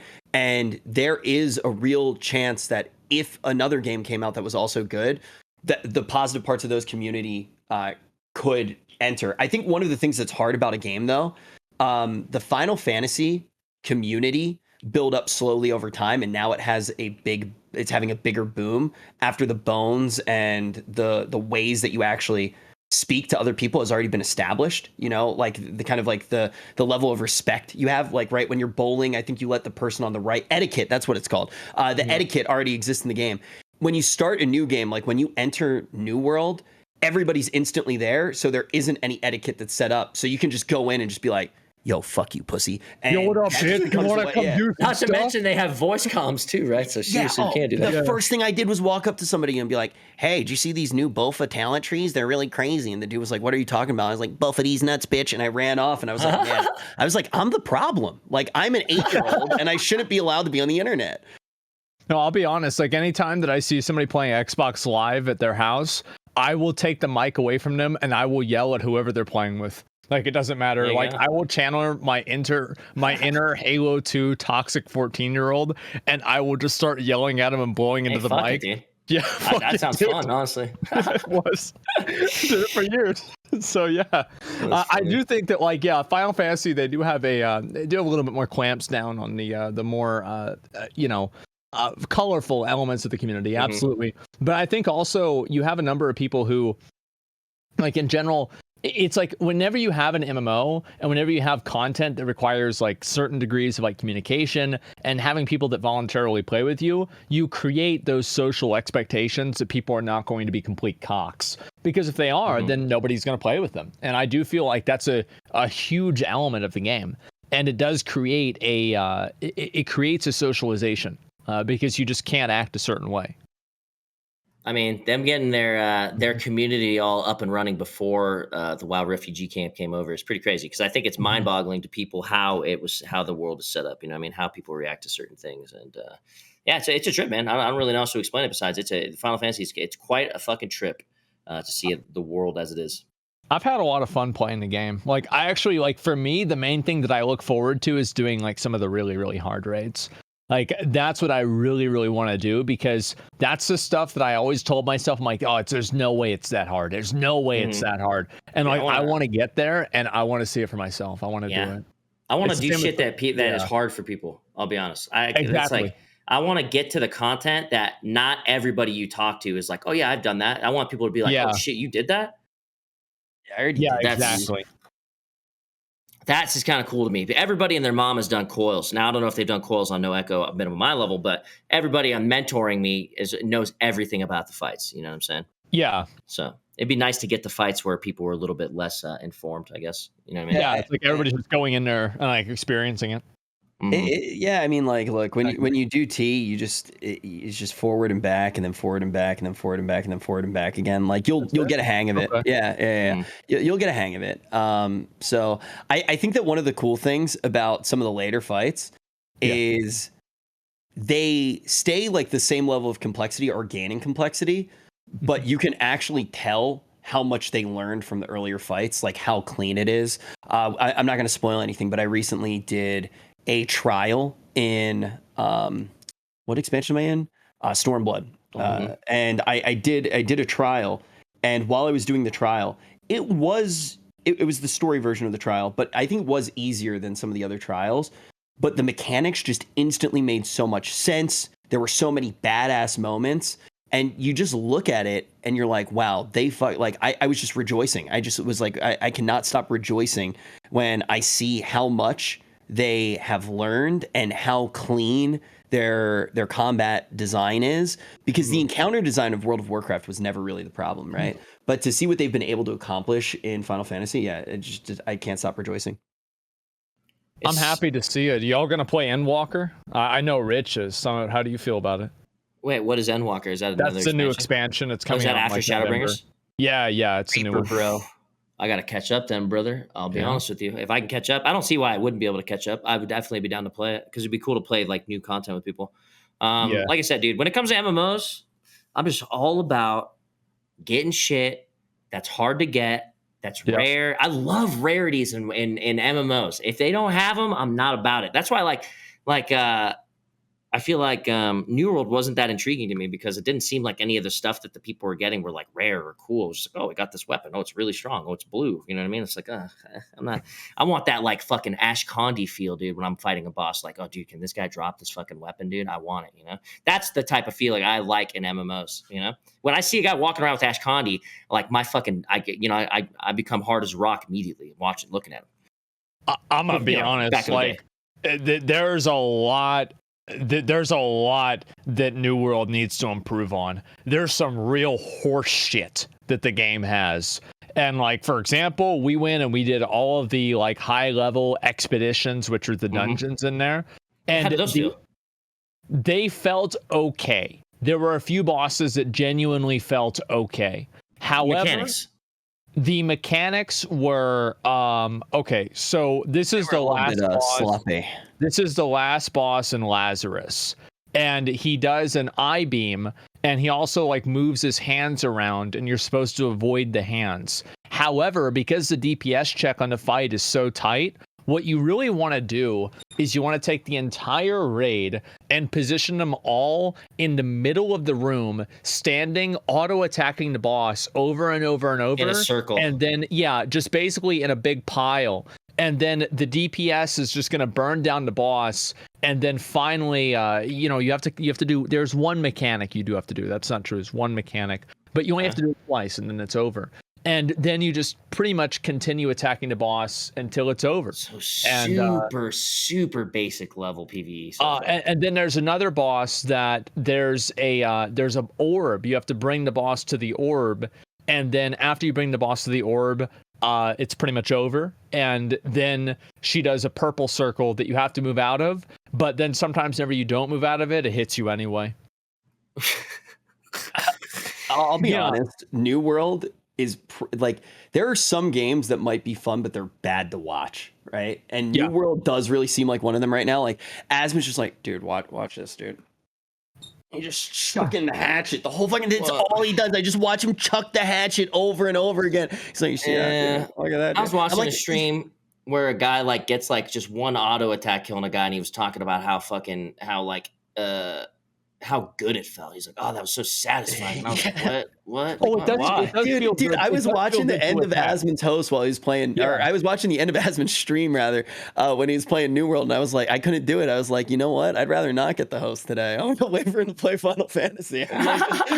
Like honestly, New World, I had a lot of fun playing it. I had a lot of fucking fun playing it. Yeah. But like watching it, I understand why people have a negative perception of it.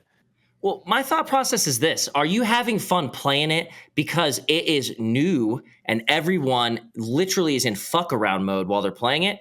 Would you really enjoy playing it 3 months down the line after the new like fuck around things are like just settled down and everybody's actually settled into the real MMO aspect of it? Because I feel like when I was watching it, it was a lot of people just fucking around, because it's a beta or because there's not a lot to do in it. You know what I'm saying? And I just don't see it 6 months from now being like a game where you're just still chilling, sitting down with nobody fucking around, having the same experience. Yeah, my goal with New World is to, as soon as it comes out, I'm going to play it. I'm going to no-life it. I'm going to play it hopefully 16 hours a day. And this boss right here, this is the one I was talking about that does the orbs. And it's also like, it's complete dog shit. I mean, you guys are just sitting there auto attacking. I just saw it swipe you one time for damage. Okay, there you go. Why is your health going instantly back up? Are you getting healed? Yes, I'm getting healed. And it gets better. Guess what they have in the dungeons? Body blocking. Body blocking. So it's super fun. So like your teammates body block you? Yeah. Oh boy. Yeah, and it looks like honestly, you can fucking cock block the boss too. To be honest, and there's no reason for it because they have it turned off in towns. So like, there's not. It's not like this is a technical limitation. So yeah, they decided that was the way they wanted. Do people still do the human centipede shit? Oh yeah, of course. That's like half of the content of the game. Yeah, they take off all their clothes and they. Is there aggro in this? He seems the boss seems to be going wherever. You know what? That's an interesting question. There's supposed to be. Okay. Yeah, they're supposed to be absolutely. Okay, yeah, there you go. There's your first like dangerous moment right there. You took a fuckload of damage. Well, no, because like here's what all of these bosses do, right? They do a 1, 2, 3. It's the same thing as like, it's like basically imagine if Sekiro. Did you play through Sekiro, Summit? I played a significant amount. Yeah, so like imagine if bosses never went past the mechanical like increase of like Lady Butterfly. Like Lady Butterfly, you just or like fight when the guy another version. Yeah, the so like one, the dude's head you lop off or whatever, when you still have to fight him with his head lopped off. Same. No, that's the Guardian Ape. Okay, fuck. I don't remember the bosses in that fight. You're talking about a butterfly? Yeah. Where you like go down the ramp and then like the room's on fire and you fight her. She jumps up in the air. You hit her with the little shuriken. Like remember that? Okay. Like it's pretty early on. Yeah. What about it? Are you saying you do like something like that? So that fight is like basically like what I'm saying with Lady Butterfly is like that fight is extremely scripted. You can like parry 4 or 3 times and then you hit her 4 or 3 times. You parry 4 or 3 times and you hit her 4 or 3 times. And then she jumps up. You use your shuriken toss. And it's like extremely scripted. And you can get her up into a corner. And basically, imagine every boss in New World functions that exact same way. So the scripted mechanics of this boss like makes it to where like the action combat isn't really very interesting. So like for example, whenever you're playing Dark Souls and you're doing a boss, like if you are doing speed runs, you can create scenarios where you force a certain action to occur. But in many regards, in Dark Souls, you can't really do that. So, like, just for like a very small example, remember Ornstein and Smo in Dark Souls 1? No, been a while. The 2 guys, the fat guy and the little guy. Okay, what about him? Yeah. Well, there's a chance that Ornstein is going to charge at you, and there's a chance that he's going to walk at you. Well, the chances if he charges at you, it's actually better because you can separate the NPCs more easily. But there's only a chance that can happen. So the way that you create that dynamic experience in an action MMO or an action game is you have to have randomness. And that's what I think that New World doesn't really have. It has just extremely scripted combat. So like if you watch, you're saying like the scripted combat works, just not for New World. Like it might work for WoW, it might work for FF, but for something that's an action combat like action combat doesn't work very well with scripting. I don't think so. Unless you're talking think it should about be more randomness, just in general in action combat type of MMO. I got you. Yeah, it needs to have like more random elements. Like right here, I'm standing back. Are you seeing like the screen with like the Medusa NPC? Yeah. So like she does arcane explosion, you move out of it, and there's like that circle. You can clearly see I'm out of the circle, and I'm able to get out of it properly. But other times I don't do it. And basically what happens here is like she'll cast that ability and you just need to walk out of it. And that's about it. Like there's no real rhyme or reason to this. And it's hard to even predict whenever these things are going to happen. And watch how I get out of the screen. I'm clearly out of it. It still hits me. Oh, and you still got slammed. It still hits no me. Shit. It's And almost so, like the FF way, but they don't give you anything to really see or justify not getting out of it. well, the thing is, like, it's worse than that, right? Because not only do they not give you something to get out of it, they do, and it's wrong. You can res mid-fight? Only once. Okay, that's yeah, you can bring somebody. Wait, each up person or once. just one person? Like only you can in this fight? Each person? Each person. Yeah. I mean, I'm watching you. I'm watching you walk up to another guy right now and res him. I'm doing what I need to do, man. But I thought you can only do it once. You just did it twice. I did it for different people. You can res each individual. Only one person can get res one time. Yeah. I gotcha. Okay, that's weird. This game reminds me that like there's a bunch of activities to do outside. Like I'm like, I can go to the beach. I can go for a walk. Maybe I'll get a dog. Like I don't know. Motherfucker, it looks like I can do that while fighting this guy. Yeah, that's about right. And they do the arcane explosions. Like this is basically it, right? So like what you're really talking about in terms of mechanics here is you're really talking about 3 mechanics in this boss. And this is like a high-end boss. And I understand that like Amazon obviously had to completely change the direction of the game. And like all of this stuff is new, but I'm not kidding you whenever I tell you like the last boss of it was like the Eden Grove dungeon. The main huge crazy mechanic that she does is she puts down a ball and you have to stand behind the ball whenever she stands still and does a cast. Like this is vanilla WoW. Yeah, I was about to say that's like I'm talking like that's Dead Mines level. Didn't you have to do some shit like that in Dead Mines? Probably. The thing with this game that I think is so crazy. This was how I felt the last time I played it. Obviously, I didn't play it through this run. I only watched Aspen play it. It feels like it has a bunch of the details right for a game, and then everything of substance that really matters isn't there. Like there's so much attention to detail on like the small world building things to make a zone actually feel like it has like deep lore, but then there's no actual lore there to back it up. There are these like intricate like chests and all of these things that it looks like you're going to have to cut through a bunch of mobs to get to, but you can just kite them around. The actual boss fights don't actually have like real mechanics. Like the only thing that I felt really good about when I played this game that I really liked was leveling up. Like I love chopping down trees. I loved working on all of the different professions. I felt like that felt really good. And I was hoping that they just doubled down on that and made it that type of game. But I feel like the game is still very lost in what it wants to be. And I don't really feel like it has like a strong vision. Obviously, the grand scope is just like non-existent. I feel like in that game. Well, they've changed it. You know, remember, like, I mean, how long have you followed? It's supposed to be a survival game, right? It's supposed to be a survival game. Yeah. It was supposed to be a survival game. Then it was an MMO game. Then it was a survival MMO game. And then it was a full loot survival MMO game. And then they watched how classic WoW went, and it was just a survival MMO game. And then again, and then it became PvP was toggleable on and off. And then the first preview event came out last year that we all played. And then they realized, holy shit, people need more PvE content. And then that's whenever they started making the dungeons. I want to say though, there is one dungeon in New World that has like all these like laser beams. Like imagine like Mission Impossible, like trying to get through like the different laser beams breaking in somewhere. It is probably one of the coolest and best designed dungeon like elements that I've ever seen in the game. So the reason why I get so I talk about this game so much and I'm like I'm very passionate about it, and I'm also like very critical is because I know it can be better. Like I know it can be better. Like and it should be better. The fact is that like nobody, and it's disappointing, right? Because whenever you see people in like the community for New World make excuses for a bad game, you know what happens whenever you make excuses for bad game mechanics? Well, you get a bad game. You get a bad That's game. What happens. You gotta be strict on the game for sure. Absolutely, man. And I had so much fun playing the game. Like I got to 60 in this last week's beta.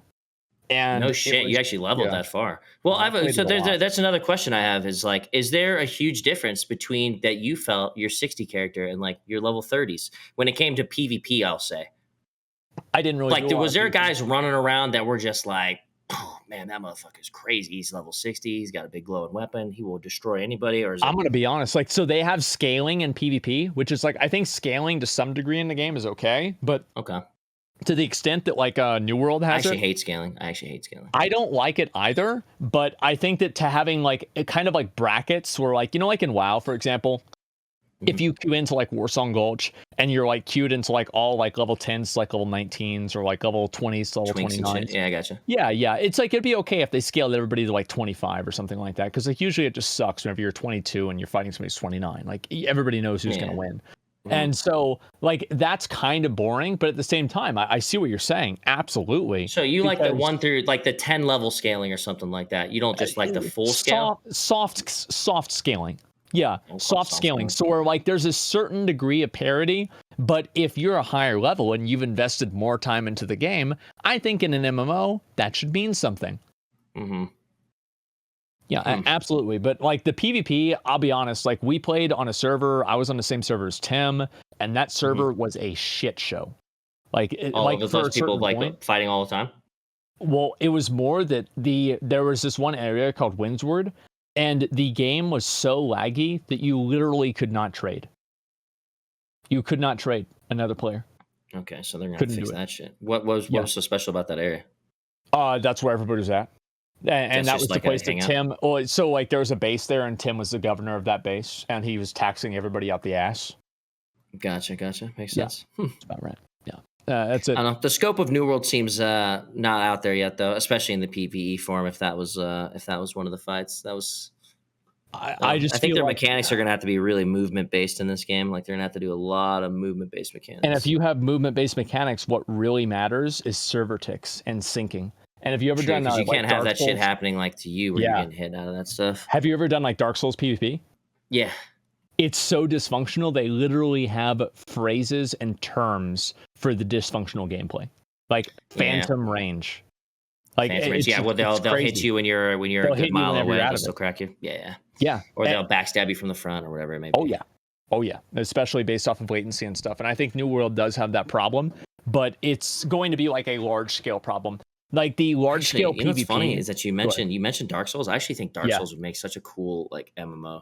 I like the concept that they use, and I think they can use it for like dungeons. So my concept for dungeons, it is always like I always like, at least like at high level, is the opportunity for them to get raided by another group and for that dungeon to get stolen, and it kind of had like an aspect like similar to that in Dark Souls, where you can raid somebody's single player game and just go fuck them up because you want to, you know what I'm saying? Yeah, I think that's super freaking cool. Not to mention the PvP in that game, if it was like actually worked on like heavily, I think it'd actually be pretty damn good. The concept of Dark Souls PvP isn't really that bad, to be honest. It's just a little laggy. Yeah, exactly. Like the idea of it is really good. And New World, like to their credit, actually did solve some of the latency problems with PvP. So like, like what iframes are and everything, right? With like Dark Souls. Yeah. So basically what they did is they just increased the amount of iframes that the player has whenever they do a dodge in order to offset the expected latency differences between the different players. So it's basically like erring more on the side of protecting the player rather than punishing them, which I do actually like. It's funny to see that that's their solution rather than having better servers, realistically. However, it's better than what it was, where you would just roll out of something and you'd still get hit because of the latency problems. So the netcode is the netcode. Not to mention they took out the auto attack like stun lock thing, didn't they, in this, or no? Yeah, they removed the stagger from light attacks, which like that has a lot of people really mad. And I'll be completely honest with you. Yeah. I don't really understand why. I don't get it because I didn't do a lot of PvP in the game. Like to me, like if I really want to do PvP in a game, I'll want to play something like Valorant or like an actual PvP game. Because usually like MMO PvP is just really, really like it's like gimmicky. It's rock, paper, scissors. And I usually don't feel good whenever I win a fight in an MMO. Okay. Yeah. Which is kind of weird, right? I play them all the time, but that's generally how I feel. And not to mention, you don't just play them all the time. Like you are a top like arena, like you've been, like you get like always the highest rating every year, right? For or every season to get them out. Who told you that? Am I wrong on that? Yeah. Are you playing GTA RP right now? Are you role playing? No, listen, I swear on me mom. Okay, I thought Asmon every season, since he mount farms his ass off, right? He has everything in the game. Oh, I get Gladiator, yeah. Yeah, you get Gladiator. Sure, but Gladiator is really not that hard to get. It's not what it was in BC, man. Really? It's certainly not. I mean, I feel like there's no way that you can get carried to Gladiator. In my opinion, I don't think you can. I don't think you can get carried to Gladiator, man. Like, you have to showcase a certain level of skill. I wish that my chat agreed. No shit. Okay. Yeah, I really do. I wish my chat agreed. But I used to be very good. I used to be very, very good at PvP. And that was in Wrath of the Lich King, which was 10 years ago. Oh, no shit. That was when I PvP'd a lot, too. I played a warrior. That's when warrior was really fun. They had Colossus Smash and all that. It was a good time. Oh, yeah. It was a great fucking time. I loved it. And the issue, though, is that it was 10 years ago. So, I don't really think I'm going to take it, like, super seriously in terms of the PvP. But I'd like to do, like, kind of some of the just have fun and play the game. And, like, if I like being kind of a mercenary in a way, rather than being part of like a very established team, because I just find it like more interesting and more dynamic. It's kind of like what I did on Rust too. And like and like Rust kind of, I feel the same way. It's like you do have like those big wins where like you'll win and like you're using like a spear, you're using a bow and arrow, or you catch somebody off guard, you hit them like with melee or something, and they have a gun and you take their gun. Like that's really, really cool.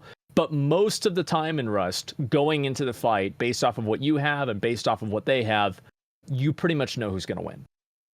Okay. And like it's so hard to like make that work. And I feel like a lot of MMOs do kind of miss the boat on that in terms of being able to make it like fulfilling for a player. Well, I mean, that's why it's all what's it, scaled, right? I mean, that's the whole thing about scaling is they want everybody to feel like they're on the same page. Yep, exactly. And the scaling stuff, I'm not really like a huge fan of like a lot of the scaling, but I think that there is some of it that's necessary. So the game just isn't like super is like super focused around like PvP. I think that like making New World focused around PvP will at the end of the day make the game probably worse over time, because there's this very small PvP audience of people. And I think that audience of people is it shrinks itself, because the people that like the hardcore PvP stuff like it because they can basically force somebody else to quit the game. And it just like, they like poop it on people. Yeah, exactly. And like, that's what they're into. And I get it. I understand it. It's fine. I've liked that stuff before in the past as well. However, that's not necessarily good for the long-term health of a game. Yeah, I got you on that. Okay. I mean, it's fine. They got an extra month now to fix it. Dude, I just don't understand that concept, dude. How can you change a game in a month, dude? When they delayed, I was like, they should just delay it for another year. Oh, it's 2 months now. It's okay. Everything's fine. It's 2 months now. Man. Yeah, it'll be fine. Wait. So it's coming out in October? No, it's September. Oh, yeah. They got one extra month, right? It was supposed to come out. Yeah. Yeah, I see what you're saying. But yeah, I think that was the thing that didn't really make sense with the beta timing. Like when you put out a beta like that, you're basically like, we're going to show off, we're going to turn drops on, we're going to have the streamers play it, and everybody's going to come. And nobody came. I think that's kind of the problem right now. We came to the wrong game is more what it feels like right now. So the question is, were they that confident? And if they were that confident going into this beta, are they going to have that level of confidence once they take the 2 months to fix everything? Because I agree with the 1 month period is not enough to go in with that beta and actually make a lot of the changes. I hope they push it back again. Go ahead, Sam. No, you go. I think that every time that New World hits the general audience, the developers lose the confidence that they spent the last 6 months developing. I feel bad. Yeah, so you guys think that they bring this out with confidence? I was thinking that they bring this out due to not that confident in their product. Like they're looking for Asmund Golds to give them ideas. I hope. I mean, like, listen, I don't have. Wouldn't you wait until 5 months though, or something like that, so you actually had time to take those ideas, not like 1 month? I think the 1 month is what shows the. They could literally just DM me and be like, "Hey, dude, what do you think we should do?" or something like that. But not everybody does that. I mean, how many companies? Okay, so I've preached about this for a long time that streamers can make big differences on video games when showcasing that they have like a high level of knowledge in that specific game field or whatever, whether it be shooting games, MMOs, whatever. And my thing is, I am really baffled that more companies aren't reaching out to streamers or talent or professional players and getting them on like a pay cycle of, hey, we need info from you and that's it. You don't need to code shit. We just need you to help us on a direction. You know what I mean? And I'm very surprised that more companies haven't done that. I actually have been hit up by a couple companies who have heard me say this and then they've reached out, but I'm not in a position to do it myself, but I'm saying that there are people out there that could put companies on the right track, Yoshi P's, you know what I'm saying? That could get hired without necessarily coding knowledge or leading knowledge or any of that stuff, just, simple, straight up video game knowledge. Yeah, I think it definitely is important. Yeah. It actually, consulting, like how are you not like hiring consultants, you know what I mean, to fucking come fix your game for you? It actually is starting to happen a lot more. And I do think it's a good trend.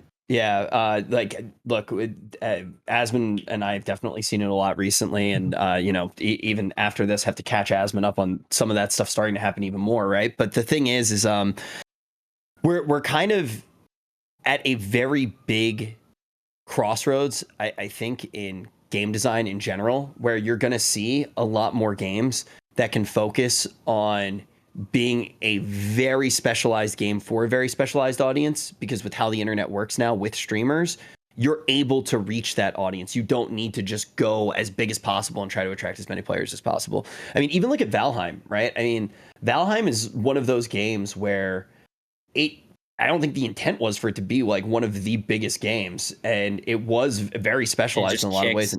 And everybody found it. That game looked like it was pretty decent. I bet you they're going to roll with it too and make it a lot better. With companies like that, when you get your big break, man, you got to roll with the punches. Like Fall Guys? Fall Guys, yeah. They were super popular and they started rolling on it. Dude, that's a great game still, by the way. I mean, it may not be as popular as it once was, but I fucking will go back and play it every once in a while. It's a great game, yeah.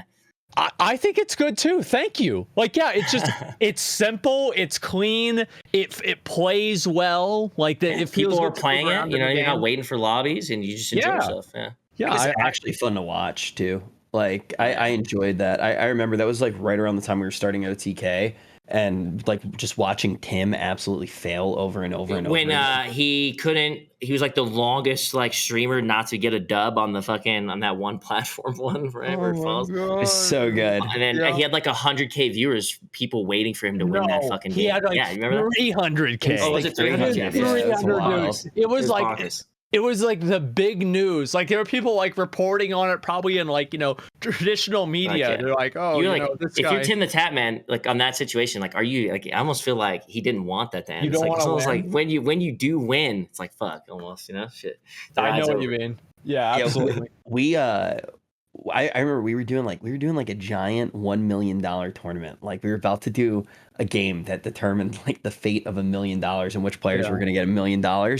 And like more people were watching Tim just die in Fall Guys. Like, it was so fucking good. Yeah. It was just such a crazy moment on Twitch. And then I love too that every time something like that happens, like everybody's just like, yeah, I'm going to be a Fall Guys streamer now. Like it's kind of the future. Like we're going to be doing Fall Guys tournaments every weekend.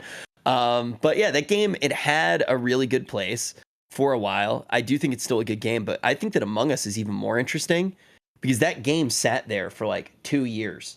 And like it just existed for 2 years. Nobody knew about it. And then fucking Soda Pop played it. Yeah. And then everybody started playing it. This is creepy. What are these like tentacle things? I feel like the more that they actually tried to like Fall Guys, or is this this might be a Fall Guys one, yeah. Yeah, it's Fall Guys. I don't know. I might try to actually see what the game is nowadays. I haven't played it in maybe a few months. I have played it and they got a lot of new maps and stuff recently. Really? I actually didn't. Yeah, I had to play it for a sponsored stream. They're pretty fucking hard. Yeah, it's sponsored? Not by them. I was Day of Nuttiness. I hated this mechanic. Oh god. Like these mechanics, dude. It was fun. We were going nutty all day long. We got to go nutty and play a little bit of Fall Guys. Man, that was nutty. You still have the emote on your channel? I'm not 100% sure, but I ran out of Nutter Butters, and I hope that they do send me more. There was a solid stretch of time where I just would eat like a sleeve of Nutter Butters a day. Dude, those are so good. One of my favorite snacks. No, I love going nutty. I feel like the best thing about that is like the ad campaign is just so painfully disconnected that it's like the horseshoe theory. It's so painfully disconnected, people like it. What are you talking about? It's good. I think it's great. Dude, when they put the hashtag going nutty in the chat, we get nut explosions. Hey, what the fuck are you talking about? Absolutely Nutter explosions. Why didn't they just call it nut explosions? What? Nothing. Hey, look, I don't write the campaigns. I don't write the campaigns. I loved it. I had a lot of fun. You want to hear my favorite thing about the campaign? What? I got a message the night before, and they were like, "Hey, we just want to tell you to not do one thing." And I was like, "Okay, what is that one thing?" They said, "Please do not violently consume Nutter Butter cookies." I said, "What is violently consuming?" Violently consume. And they so I have a question. Mizkif. They sent me a couple of Mizkif, and they said, "Don't do this." It's like, I was literally going to ask you if it was like something you did in the past, or like why they would possibly bring that up. And it's because Mizkif too aggressively manhandled a Nutter Butter. I would like you to know that, behind the scenes, this wasn't the first, and it also wasn't the last time.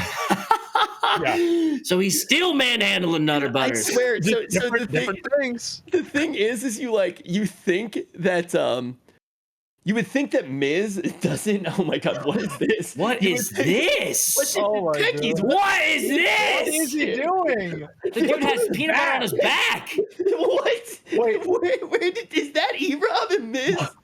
What website is this on? This is them really fucking going hard for that. I mean, is it? I don't see an ad stream. It doesn't say an ad title. Is this just them doing it? Look how many subs they have, man. They're doing it for free. 3,000 subs. What the fuck? Oh my God. Like, imagine, like, how does this work? Like, hey man, you want to come over and put peanut butter on each other? Yeah, dude. Fuck yeah. We'll get the 4,000 subs. Heckies, why did you have that? Yeah, I'll bring the Why did you find that so quickly? Yeah. Whose peanut butter did they destroy for that they had to go find a new one after, right? Oh my God. Dude, the funny thing is like if we ever do anything sponsored, you like have like this feeling like, okay, Mizkif definitely didn't read like the rules or the guidelines that were given to us by the people that are sponsoring us. But then the first global every single time is him doing the exact opposite of the first rule. And you just have this mental moment. Did he read it? The one that's in bold face, like, don't compare our product to drugs. And it's like, it's just like crack, man. I mean, it's like crack. Yep, there it is. He's like, do not insult children. He's like, dude, this shit's dumber than kids. It's like, wait, what the fuck? Don't throw the product. Throws it at me. Dude, like, sponsored streams are serious nowadays, man. They used to not. I swear, a company would sponsor you and not even watch your stream. Uptight, and now they will have.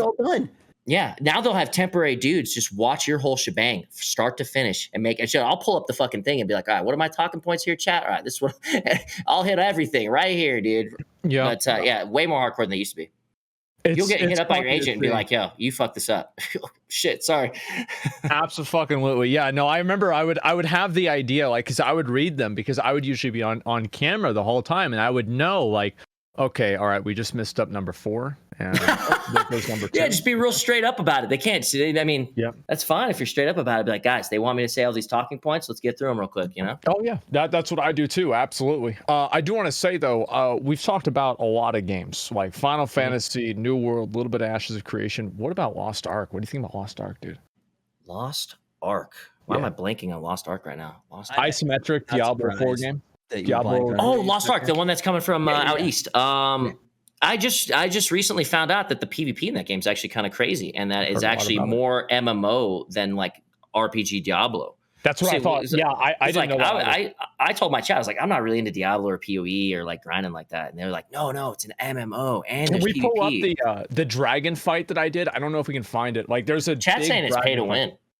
I've heard about that.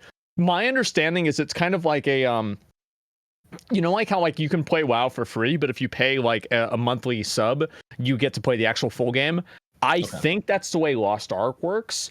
And my understanding is like that's the way that they want it to work for Western audiences, but I do think that the Eastern version could be just completely pay to win. However, we haven't really had the alpha yet, and I can't really guarantee it one way or another. I love a good pay to win game. I'm not gonna lie. I know you do. Like every now and then, as long as the game comes out and it's like I am a pay to win game, it feels really good. I don't know what it is about pay to win game. Like, I do think that I might have some sort of mental impairment, but like I get a rush that is undescribable from pay to win games. Is it like Fendom? So wait, you were on the cell phone games or what? Yeah, I have gotten really into cell phone games. Like the cell phone games have actually realized that if they sponsor me, they'll make money. And I'll like go, like I can't stop thinking about it. Like it overcomes me. And I'm like sitting there, I got it like auto running, and then I'm like, yeah, oh my God, it's like Shard Pool weekend. Like I fucking love that shit. Like I genuinely love it. I don't know what it is. And I like know it's a bad idea and I like won't need anything and I just keep giving it money. It's like the only thing that makes me get like a dopamine rush, I guess. Yeah, well, like some of the fights do look really cool, and as I've said, some people are correcting me. They're saying that it is pay to win. I do. Gotcha. I would love to have information about that to know exactly how it is because I want to know that myself. Yeah. So if people I don't mind subscription games. I like subscription games. If the idea of pay to win is subscription, that's not pay to win to me. That's actually the eliminator of pay to win, right? Yeah, that's the solution to pay to win. Mm-hmm. So yeah, I would love to have like evidence or like an explanation of how it is pay to win because I want to know just objectively. Absolutely, but yeah, some of these fights that boss looks pretty cool. Oh yeah, like look what they're doing. Like that boss isn't down yet, and they're doing something else, like going around it or something like exactly. that. Yeah, and like this fight, the video itself, just for the fight. I mean, it's an Asmongold React video, so it's like 45 minutes long. But like the fight itself was like it was 16 minutes. Oh shit, that's not bad. It's crazy. That's a chunky fight. I wish there was a way to wear your pay to win accounts like around in public. Like if I could wear like a watch. You can. It's called buying a shirt from Gucci. It's moments like this that I don't like about Diablo and PoE games. Like they're all stacked. There's a million fucking abilities going on each other. Visual clarity does not exist. It's like it's like Final Fantasy if you had to have your abilities all chunked up all the time. Yeah. You know what I mean? Even like everybody, and it would just be a fucking nuisance. That's a problem that I think PoE has had for a long time. And like the funny thing is, like you just look at my hands. That's probably what I'm saying.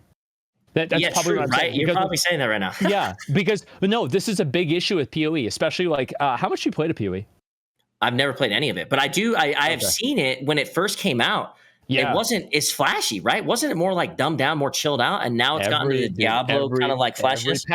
Every patch, they add in some new shit, right? And then like after 8 years, and that's why they're doing PoE 2, right? To do kind of like a soft reset on that kind of stuff, which is a great thing. Like I'm super excited for PoE 2.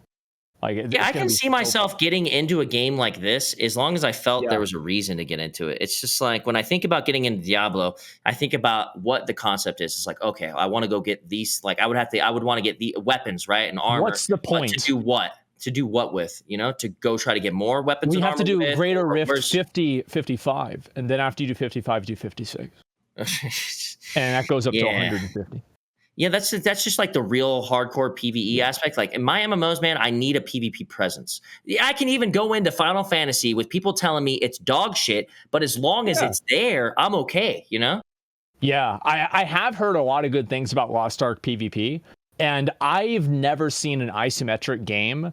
I guess, like, actually, what the fuck am I talking about? Like, League of Legends is isometric. Yeah, true. So true. Yeah. I mean, like maybe I'm just totally off base with this. Albion Online has like done a decent way. True as well. Very true. So maybe it would be really good. Like I'm super excited for this game. I actually I hit up one of the people at Amazon and I'm like, hey man, so about the Lost Ark Alpha. He's like, are you kidding me? Like we just finished New World and you already want a new game? And I'm like, okay, all right, fine. I'll hold off for a while, but hopefully it will be soon. We don't have a date yet though. He's the man. He's the man. Yeah. It looks fluid. Say what? It looks fluid. I'm a huge sucker for top-down games because I come from a game called Ragnarok Online, and I love the fuck out of that game. Yeah. I know it's not for everybody, but everyone else is playing. What's it called? Everyone else is playing RuneScape, and I was playing Ragnarok Online. You know what I mean? Yeah, or MapleStory. No, I was not MapleStory. It wasn't MapleStory side scroller. My girlfriend loves MapleStory, by the way. She was heavy into that. Still? Yeah. No, not now. Not now. I was about to say. Oh my god. You ever play Club Penguin? I haven't, but isn't that shut down? Yeah. They had to put it, bro. They had to put it down. You missed out. Was it actually pretty good? Or is it just whatever? You're a line sack. No, I'm not, dude. Dude, I'm serious, man. One of these days, 3 of us off stream, we should hit up the Toontown Classic servers too. I'll show you guys how to really fucking game. That's such a funny thing that I'm literally never gonna fucking do. Okay. Yeah, you are. Just like you're never gonna make a Lalafell. I certainly fucking hope not. He's halfway there. He's halfway there. Halfway. I'm probably even more than halfway. Honestly, they got the coolest looking dances and animations, in my opinion, the Lalafells. I think they look cool. Asmon, he changed so quick, dude. Just what do you mean? What do you mean? Just being a hungry loot goblin. 2 days in, he's petting cat girls. You're giving stuff away. I heard, Asmon. Listen, I would have petted the cat girls if I would have done that 10 years ago. Okay. Dude, the second he saw Big Pippin, he was like, "Oh, dude." Oh yeah, of course, absolutely. Do you need anything? No, I have this. I have stuff. Yeah, is that right? Oh Jesus! All right. Well, listen. Like, what if of all the MMOs we talked about and everything, like all the games, like what are you most excited for? Like coming out in like the next like year or so, right? I mean, I guess like besides also Ashes of Creation, right? I'm sure you're excited about that too. Ashes of Creation does seem like a heavy game. It's gonna be once it hits, and it'll be fun. But MMO wise, I'm not really sure. I don't really have like crazy expectations right now for MMOs. I think my highest expectations would be from FF. Yeah. At World of Warcraft, I'll probably never touch it again. I always do. It's like I always tell my chat, World of Warcraft's like the end of the year or New Year's gyms. You know, it's like I'm the same way. It's like, oh man, WoW's coming out the expansion. It's December, baby. Let's get on this shit. You get on it for a week, and I'm fucking gone. I'll never play it again. You know, until the next one. And that's how I do it. And I got to stop doing that. Yeah, they still get your $40, you know. They still get your money, yeah. So they're doing their job. To me, it's like if the game gives you the same amount of like playtime and enjoyment that like a random other game would give, like a single player game, it's like, fuck it, you know, that's fine with me. Like I'm okay with that. It doesn't necessarily have to be like a lifetime investment in order for the game to be good, but it definitely does suck that it's not like that, you know, constant investment that let's say we used to have back 10 years ago. Like it's certainly sad that it's not there. Mm-hmm. Yeah, I don't know. It's tough to really look forward to an MMO right now because Ashes of Creation, I think when we talk about it, I get excited about it. When I saw it, I wasn't necessarily super excited about it. And then New World, kind of the same deal. It's exciting to talk about. Watching it, not so much. I feel like there's like this inverse relationship with the less people know about an MMO, the more hyped up for it they are. And the more they know about it, the less hyped up they become. I imagine that being a developer of an MMO has to suck huge fucking ween. Oh, dude, there's a lot of. It's not even like a suck and ween thing, you know. Sucking dick's pretty cool. It's just like spitting out cum. Like it sucks, man. Just sheer spitting energy. I think when I look at Warhammer, actually, that game was one of that was like a defining moment in game. Like problems with promotion for me, even though we were pretty young back then. If you remember, Warhammer was so fucking hyped. And then it just like, they kept hyping it up. When the fuck is it coming out? And then by the time it came out, like people kind of didn't care, but then they started playing and they had ridiculously high expectations of what the game was going to be. And everybody was like, yeah, fuck this. It's not WoW, peace. And everybody peepo-poofed, even though there were some good things in that game. Like Marauder was cool. Squig Herder, whatever the fuck it was called, was pretty cool. Like there were cool things in that game. But the hype just got so unrealistic. What people wanted from that game was so weird. And all of the promotion that happened just killed it. It was all cyberpunked out. I mean, that was...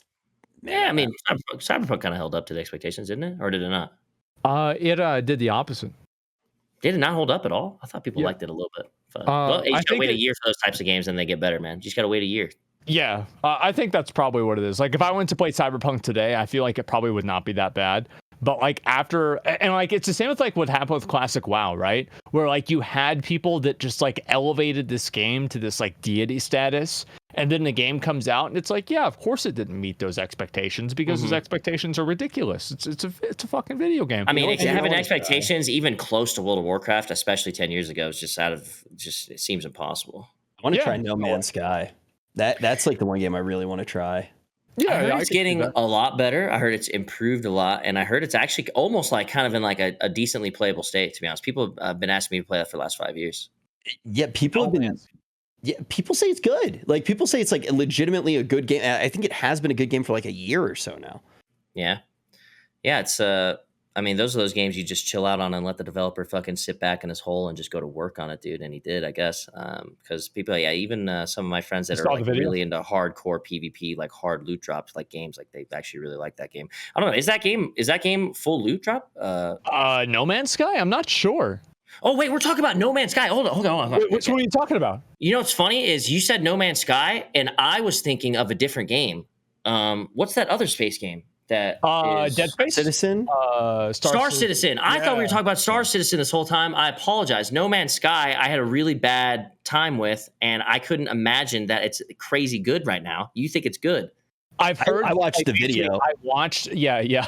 Rich and I watched the Internet Historian video, where basically No Man's Sky was released, and it was the biggest amount of dog shit that any game has ever had. And basically the reception was so bad that like, you know, they were going to cancel everything and like, you know, almost like sue the development team or something like that. And well, they said that you couldn't like find your friend no matter how fucking hard you looked because there were so many galaxies, and someone found their friend the same day it came out, but they couldn't see each other. And it's like, because it was different phases. It was just fake, right? And like it wasn't a shared world like that what they had imagined. No, I think so too. I mean, the Star Citizen thing, the only person I've ever seen play Star Citizen is Nick, because I guess he's the only person who can afford to play it. But I looked at some of the different like packages and things you can buy in the game, and I was like, what the fuck is this? Like, this is crazy. No shit. You got a little pay to win in Star Citizen? Apparently, like, it's like a $30,000 ship or something crazy like that. So it's what I've heard. Okay. So like, I don't know if it's really true, but that's what I've certainly heard.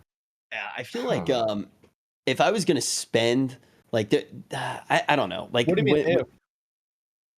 Okay. All right. You got me, dude. There you go. Mustang Alpha starter pack, 45 bones for the fucking Aurora MR starter pack. Yeah. Both of those are 45 bones, I guess, just to get a ship. Yeah. It's a whole interested. lot. No, dude, actually people knew what game I was going to start talking about. Like if I was going to like invest in really like a game like that I feel like is crazy and shit, I'd play Eve. Like can't you actually like be involved with like the world government if you play Eve?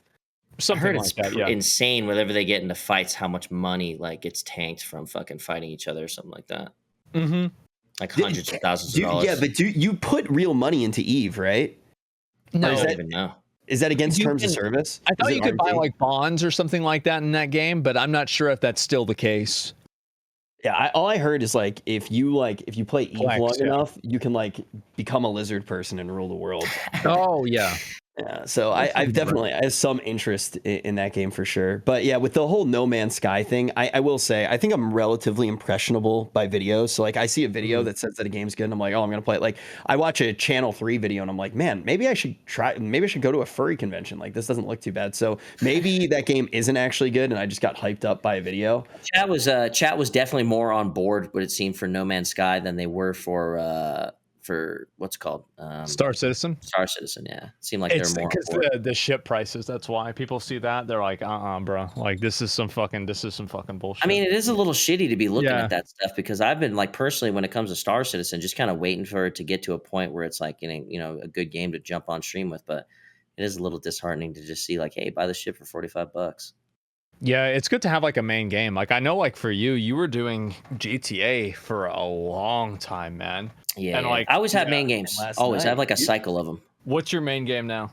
So I like my cycle of main games right now are Grand Theft Auto 5, Sea of Thieves. Okay. What else is there? Those are kind of like the main shebangs. I would say FF14 is probably in that mix now. I like to have like a circle of four games or so that I always go back to. You like rotate around then? They have to be really good to make that list. You know what I mean? Like Sea of Thieves, it's like one of the most underrated games in existence. It's so fucking good. I think that it's actually a better game to stream than just play on its own. Because I actually have watched their streams, right? And like they're really, really good. Thanks, like hiding in the hall and shit. Yeah, you can get fucking sneaky in that game, man. It's just you could choose the way you play it, which is another nice thing. You know, you don't have to play it that way. You can play it however you want to, and that's I downloaded the game because I watched your streams. Oh no shit! Did you enjoy playing it? Did you play it at all ever? I played it once and then I sank my own ship, and I'm like, man, I don't know what's going on. I see what's going on in WoW. There's like 5 dailies I need to do. That's why I just got Yeah, I haven't gotten it that serious. I actually just got a sponsor stream to play Sea of Thieves. Oh, bro, take it. That's trust me, I already did, dude. I literally, I would if somebody was like, "Yo, you want to eat shit for $5?" I'd be like, "Yeah, sure, when?" As long as it fits on my schedule. But yeah, I'm like super excited. You will enjoy yourself. I feel like I'm robbing them right now. Like I actually just like I genuinely want to play that game, and I've watched you play it so many fucking times. Yeah. That was like really when I love when you play that game. It's so fucking fun to watch. Yeah, it's solid, all around solid. You can team up, do big ship battles. You can go do big skull ship battles. You can do PvE content. You can do PvP content. You can do sneaky solo content. You can do, you can do sneaky fucking explosive content. That's what me and my crew do a lot. Like when we're serious mode is like when we're trying to hunt down certain chests or like ones that are, of high notoriety. They might utilize me for information, and I'll sneak onto the ship, get into a certain spot, feed them info. Oh, they're on this quest. They have this many left. Oh, there's the fucking chest right there. And my guys will just be an island away, a couple islands away. So then when we spring the trap, boom, the dudes all of a sudden, like you're on the ship. You don't know anybody stowed away. It's just you and your boys doing this Athena quest, dude. Yeah. Then all of a sudden, after an hour and a half of nothing, you fucking randomly, your anchor's down, an explosion just went off on your ship, and there's a fucking galleon on the side broadsiding your whole ship right now, stealing your shit. And it all happens in a matter of 15 seconds. It's so fucking great. I love it. Dude, that is just so cool. I think that's just that's great. It's a good time, man. I literally played one time, and I just played with random people. And it was just a bunch like 8-year-olds. Like those are the best too. Hot mics, bro. It was so funny. It was so fucking funny. They were like, "Dude, like you're really not good at this," and they were just like fucking roasting me, man. Dude, you'll get onto a ship. Those are the best ones. Hot mics. They won't know you're there. They're just talking about their every fucking day life or whatever's going on. You just listen to this full conversation. It's hilarious, dude. That's the best thing about it is like you would just sit there and these people would just be like doing the stream. Like there'd be like basically some random dude or random kid doesn't know that he's effectively streaming to like 50,000 people, 60,000 people right now. Yeah. And he has no idea about it. Nobody can tell him anything. It's hilarious. It's so great, man. It's so honestly great. You'll legit just be staring at someone's character right in their face. You can see every feature on them and they have no fucking idea. It's crazy. It's like, what's crazy about that is it was never intended with Sea of Thieves to be a thing. Yeah. That was found out by the player base that you can actually utilize tucking your head into a wall or an object to make it so that they can't see your name above your head. And then Sea of Thieves years later took that concept that, these guys made on stowing away on ships and actually rolled with it and created emotes to do just that, which will take your name away purposely and stuff like that. So you more ways to stow away on ships. Just crazy. That's something that was not intended. And then the devs rolled with the punches, and it's now like one of the greatest things about the game, in my opinion, how you can sneak and stow away. Immersion player behavior, man. That's where that's where it really comes in. And you have the developers that have like the right insight into the game to just play right into it. That's so cool. I had no idea about that. Bro, it gets more in depth than that, Sea of Thieves. Like when I was playing, like we took piracy to outside of the video game. We knew that these servers were going down where people would go into servers and discords and purposely take over all the ships on the server so that they can go around and have their PvE little jerk sesh, right? Then what we would do is we would send spies into these Discord servers to get me this information and to get their own ship for them to let us board the ship on this full alliance server. And then we'd go around fucking everybody up or creating havoc or stealing their stuff. Oh, so fun. So you had a man inside. People got mad about that stuff. Oh, we had inside men and Discords looking for these servers. Yeah. It got that. Can you play with? Dude. 4 people on the ship. Funny. Yo, oh my God, the 3 of us and Aiden Ross, dude. Absolutely. I love it. You love it. I'm telling you, it's such an underrated game that you can fall in love with. Yeah. I think actually, you know what we're talking about? I might try to fire it up, man. See what it's like. Honestly, just go like if you just going in solo, you're probably not gonna like enjoy it as much right off the bat. But if you just going with like a little crew of just your friends, just like fucking off, going digging up treasure, getting into crazy fucking like cannon fights with other ships, it's a trip, man. It's a trip. I feel like it's the same with like Rust, right? You play solo, you're gonna have like kind of a weird experience, but you go in here with the boys, like, oh my God. Oh, bro, and you're like raiding like that like off like in the ocean, like that oil place and stuff. The oil rig, everything like that. Yeah. It feels a lot like that. It's very PvE, PvP circle route. Like everyone needs everyone, you know? So great that game. is really cool. But yeah, I mean, I'd say like right now, it sounds weird, but like I'm probably more optimistic about gaming now than I have been probably in the past year or so, with like so many like MMOs and stuff like that coming out for me at least. And I'm glad about that. I really am. It's fucking great. Yeah, people are saying we're in a game drop, but I feel like we're just in a limbo period where games are changing a lot, and we're going to be taking steps into the future of gaming within the next few years. You know what I'm saying? Which will be a good thing for everybody. I feel like there's a lot of these like big companies that are trying to make these like massive AAA games, and it's just like those games I don't think can really compete with like these like really small agile studios like what made Valheim. Like I think that's going to be really the future in a lot of ways. Yeah, I guess it depends on the studios, really. Like you still got like Naughty Dog and stuff that are still heavily into old school style $60 story game. You know what I mean? Oh yeah. But that's not the future, in my opinion. It's the $60 story games are the only ones capable of that are the AAA game studios, right? Nobody else is really dabbling in that. I mean, and then AAA. Once the AAA studios start dabbling into the big boy stuff and getting away from that, it's gonna be, I don't know, it's gonna be kind of crazy. I think. I just think the single player $60 game, I feel like will eventually start to like. Not fade out, but like just not be as popular, maybe not be 60 bones anymore. Yeah, I think that unless you're looking at for an 8-hour game, or man. something like that, you're definitely right. That's a lot of money for an 8-hour session of a video game to really enjoy and say that, hey, I got my money's worth out of that.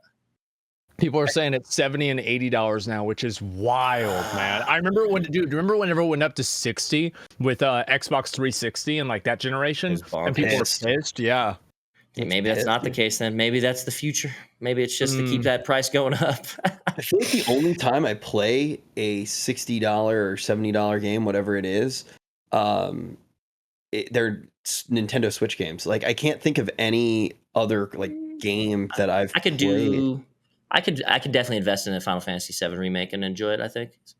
I haven't played any of the Final Fantasy games besides 11 and 14 now. Bruh. I'm going to go back and do it eventually. Like I keep saying I'm going to go back and do it, but I just haven't done it yet. Yeah, just do a couple enjoyable chill days when you're burned out on everything else. You know what I'm saying? You load up FF7 remake or you load up the FF7 old school version and just enjoy. Have you ever played Monster Hunter Summit? I have not, but mostly for the reasoning of like I can't get myself to like.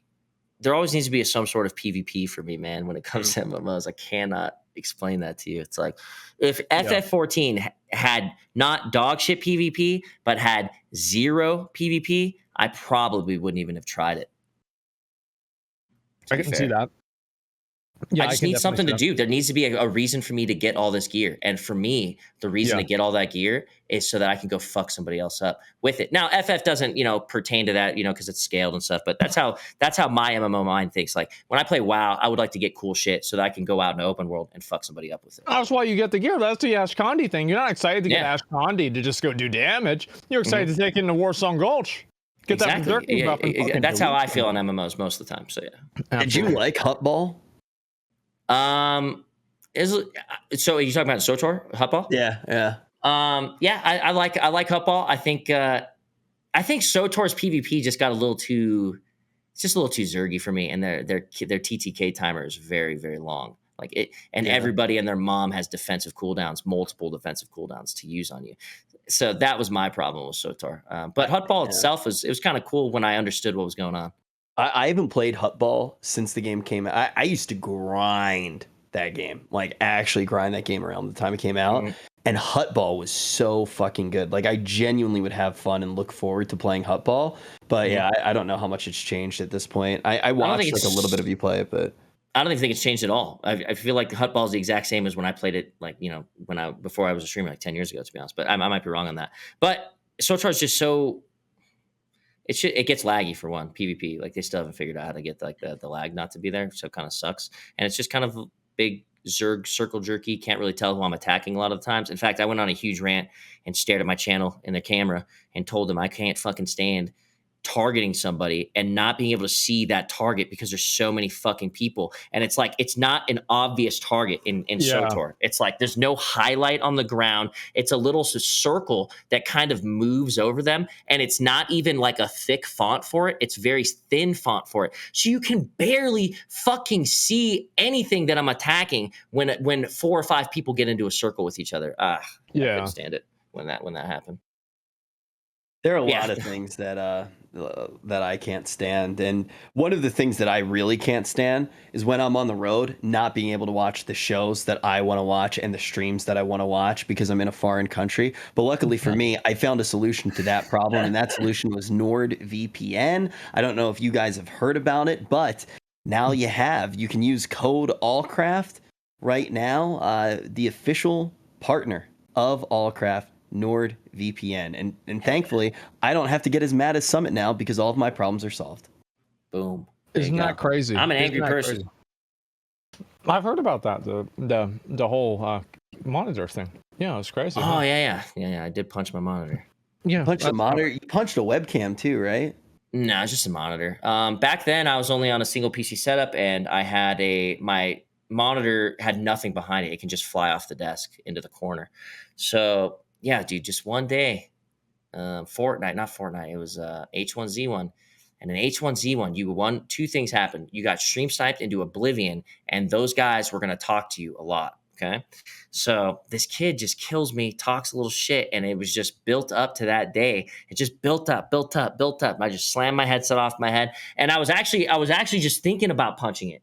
I was going into the motion of it, thinking like, I'm going to stop, you know? But then I just didn't. And I went to bed that night mad at myself, thinking, oh, dude, people are going to be pissed at me, dude. I'm going to wake up tomorrow and they're just, the fucking internet's going to hate me.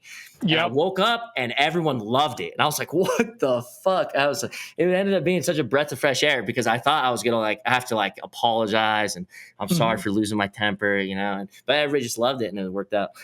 Off the screen. Jesus Christ. Oh man. But yeah, no, I feel like, but yeah, have you ever, after you did that, did you ever want to punch anything else? Because it was so cathartic? You ever punched a man or anything? No. I keep my anger in check. I like to think I keep my anger in check in real life pretty well. I'll raise my voice and stuff, but I never get physical with anything, you know? So except my monitor. I used to take my keyboard and hold one end of it. It was a wireless keyboard. And I would beat it against my forehead until I knocked enough keys out of the keyboard to where I couldn't play the game anymore. And then I would be crawling around under my desk, picking up all the individual keys and then putting them back on the keyboard. You're like the old school Delor, or I think it's his name. Yeah, I was the stereotype. Yeah, that was it. There was a streamer that got banned for that recently, Delor, where he purposely buys $10 keyboards so that he can smash them over his fucking head and not have any problems with it and stuff. And I'll say this, right? Yeah, I think he's fine. I think he's unbanned now. But I've done that before. He's completely fine, guys. It's totally okay. Yeah, it might not be what you should do, but it's not really that. Oh God, why are these showing the fucking Dark Souls clips? Wait, did you have problems with Dark Souls? Yeah, you could say that. Dude, the worst is when I would be doing something with Asmon, you know, we'd be talking on an important meeting. We'd be doing an episode of Allcraft, something, and he'd have this look on his face with these big, huge owl eyes. He's staring at his screen, and he's just like, yeah, dude. Yeah, dude. And you can tell he's not paying attention. Okay. And I would always know, I'm like, oh no, he's playing Dark Souls. And we'd be talking to a random person. And the person would say something, and you just hear him go, shit! And he would just be pissed. And the person would be like, what? And he's like, nothing. And it was there was a solid 4-month period that every conversation I had with Asmon and anyone else was just him playing Dark Souls, getting mad. I don't understand how that's even possible, dude. I just use my mind. If you don't understand it, it was Dark Souls 2. Dark Souls is fucking... Yeah, and it's Dark Souls 2, which is... Oh, man, that's even worse because your movement is limited in Dark Souls 2 compared to 3. Yeah, without a doubt. I mean, dude, just the gargoyles alone would send me off on that game. I remember I played the first Dark Souls, and my chat was like letting me know like how bad it was going to go for me. And they told me when I got to Gargoyles, I hate my fucking life, and I sure did. Gargoyles took me a while, but I didn't really have a wall. Like, I hit a wall in Artorias. It took me like 2 hours, but other than that, it was pretty much okay. And Nameless King was my wall. And Nameless I remember, yeah, the stream went so bad at the end of the stream, I went back into the VOD and I banned like 100 people and I deleted the VOD. You went into the VOD to ban people? I've never even thought of that. That's a great idea. Yep, I went back and I retroactively deleted those bitches out and like just permaed them, dude. Took care of it. That is hilarious. I've never thought of doing that. That's so fucking crazy. Oh, I mean, if it's on that trick, that would really increase his efficiency. Oh, you just died to fucking Hag. What's that guy's name? Starts with an H. I don't remember his name. Was it? Shit, I didn't even realize. Chad will tell me what his name is. Haven? No, not Havel. Havel. Yeah. Hagrid. Or Havel? Havel. That's what it is. Havel. Yeah, Havel. The guy in the in like the metal or like the rock armor. Yeah, that guy's a huge cock. Yeah, I remember the person that I always have a problem with every time I go back to Dark Souls 3. Now, you played 2, but I played Dark Souls 3. Smart. And there was, it's got better movement, dude. You're going to raise a little less on it.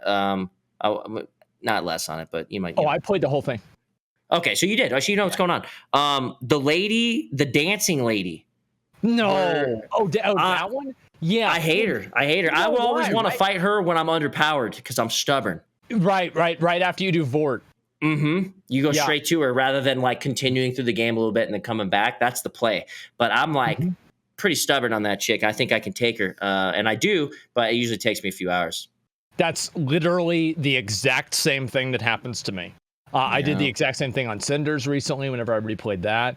And it was a real fucking headache. I remember I just like at some point just ended the fucking stream. I'm like, okay, I'm not going to kill her. I'm going to kill her tomorrow. It is what it is. Yep. So I don't rage at games. Like, I don't know what it is. Like, I'm just very Dark Souls. I started to. I didn't rage during that. Asmund was there with me. I didn't rage. Look, you've played with me. So wait, do we chalk that up as to you just being completely in control and blissfulness in your body, or are you just not a competitive person? I'm gonna explain what it was. Is that he spent 3 hours to get the Taurus demon, and then he started watching YouTube videos. So that's why you think he didn't get mad? Yeah. Who's this guy? I just genuinely like look, I'm not going to say it's just a game because one of my role models actually said that that's such a weak mindset. And I look up to him a lot. And like the perfection of a craft is something that I really do value a lot. But I think that for me, I just always know that I am going to beat it eventually. And that's why I never freak out and I never rage. Like, did I freak out a single time when we were in T9 together? You did it. You kept your cool the whole time. You don't talk a lot, though. You don't talk a lot while you play. Oh, I was talking. You just couldn't hear me. I swear. I mute because, like, I don't want to say, like, I don't want to make jokes when you're being serious or some shit like that. Mm-hmm. I also like when in MMOs, like, I feel like it's always like, I feel like you do need to be kind of respectful of comms in MMOs. Because my one buddy, like, he freaks out all the time. He's like, hey, Rich, can you clear comms? And I've just really carried that to pretty much every time I play an MMO with someone. Yeah, that's crazy. I can only take too many. I can only take too many clear comms before I freak out on that human. To be honest, that's what happened with him. Yeah, they made a whole video about it. Wait, who freaked out, Rich or the other guy? The other guy. Well, people freaked out on the other guy. Oh, no shit. They made a video about that. They just kept saying it, yeah. Well, it's kind of a big deal. I'm used to raiding with raid leaders who yell at you. Same. That's kind of like the way to get the 40 man in the gear back in the day, at least. Yeah, like whenever I die to something in like Final Fantasy and my entire chat is fucking idiot, you know, even if it's not even my fault. And like usually it might not even be my fault. And then that's especially whenever they get on me, right? They'll look for ways to make it your fault, though. Like, you could have done this, and you would have saved the whole raid. Absolutely. That happens to me too many times.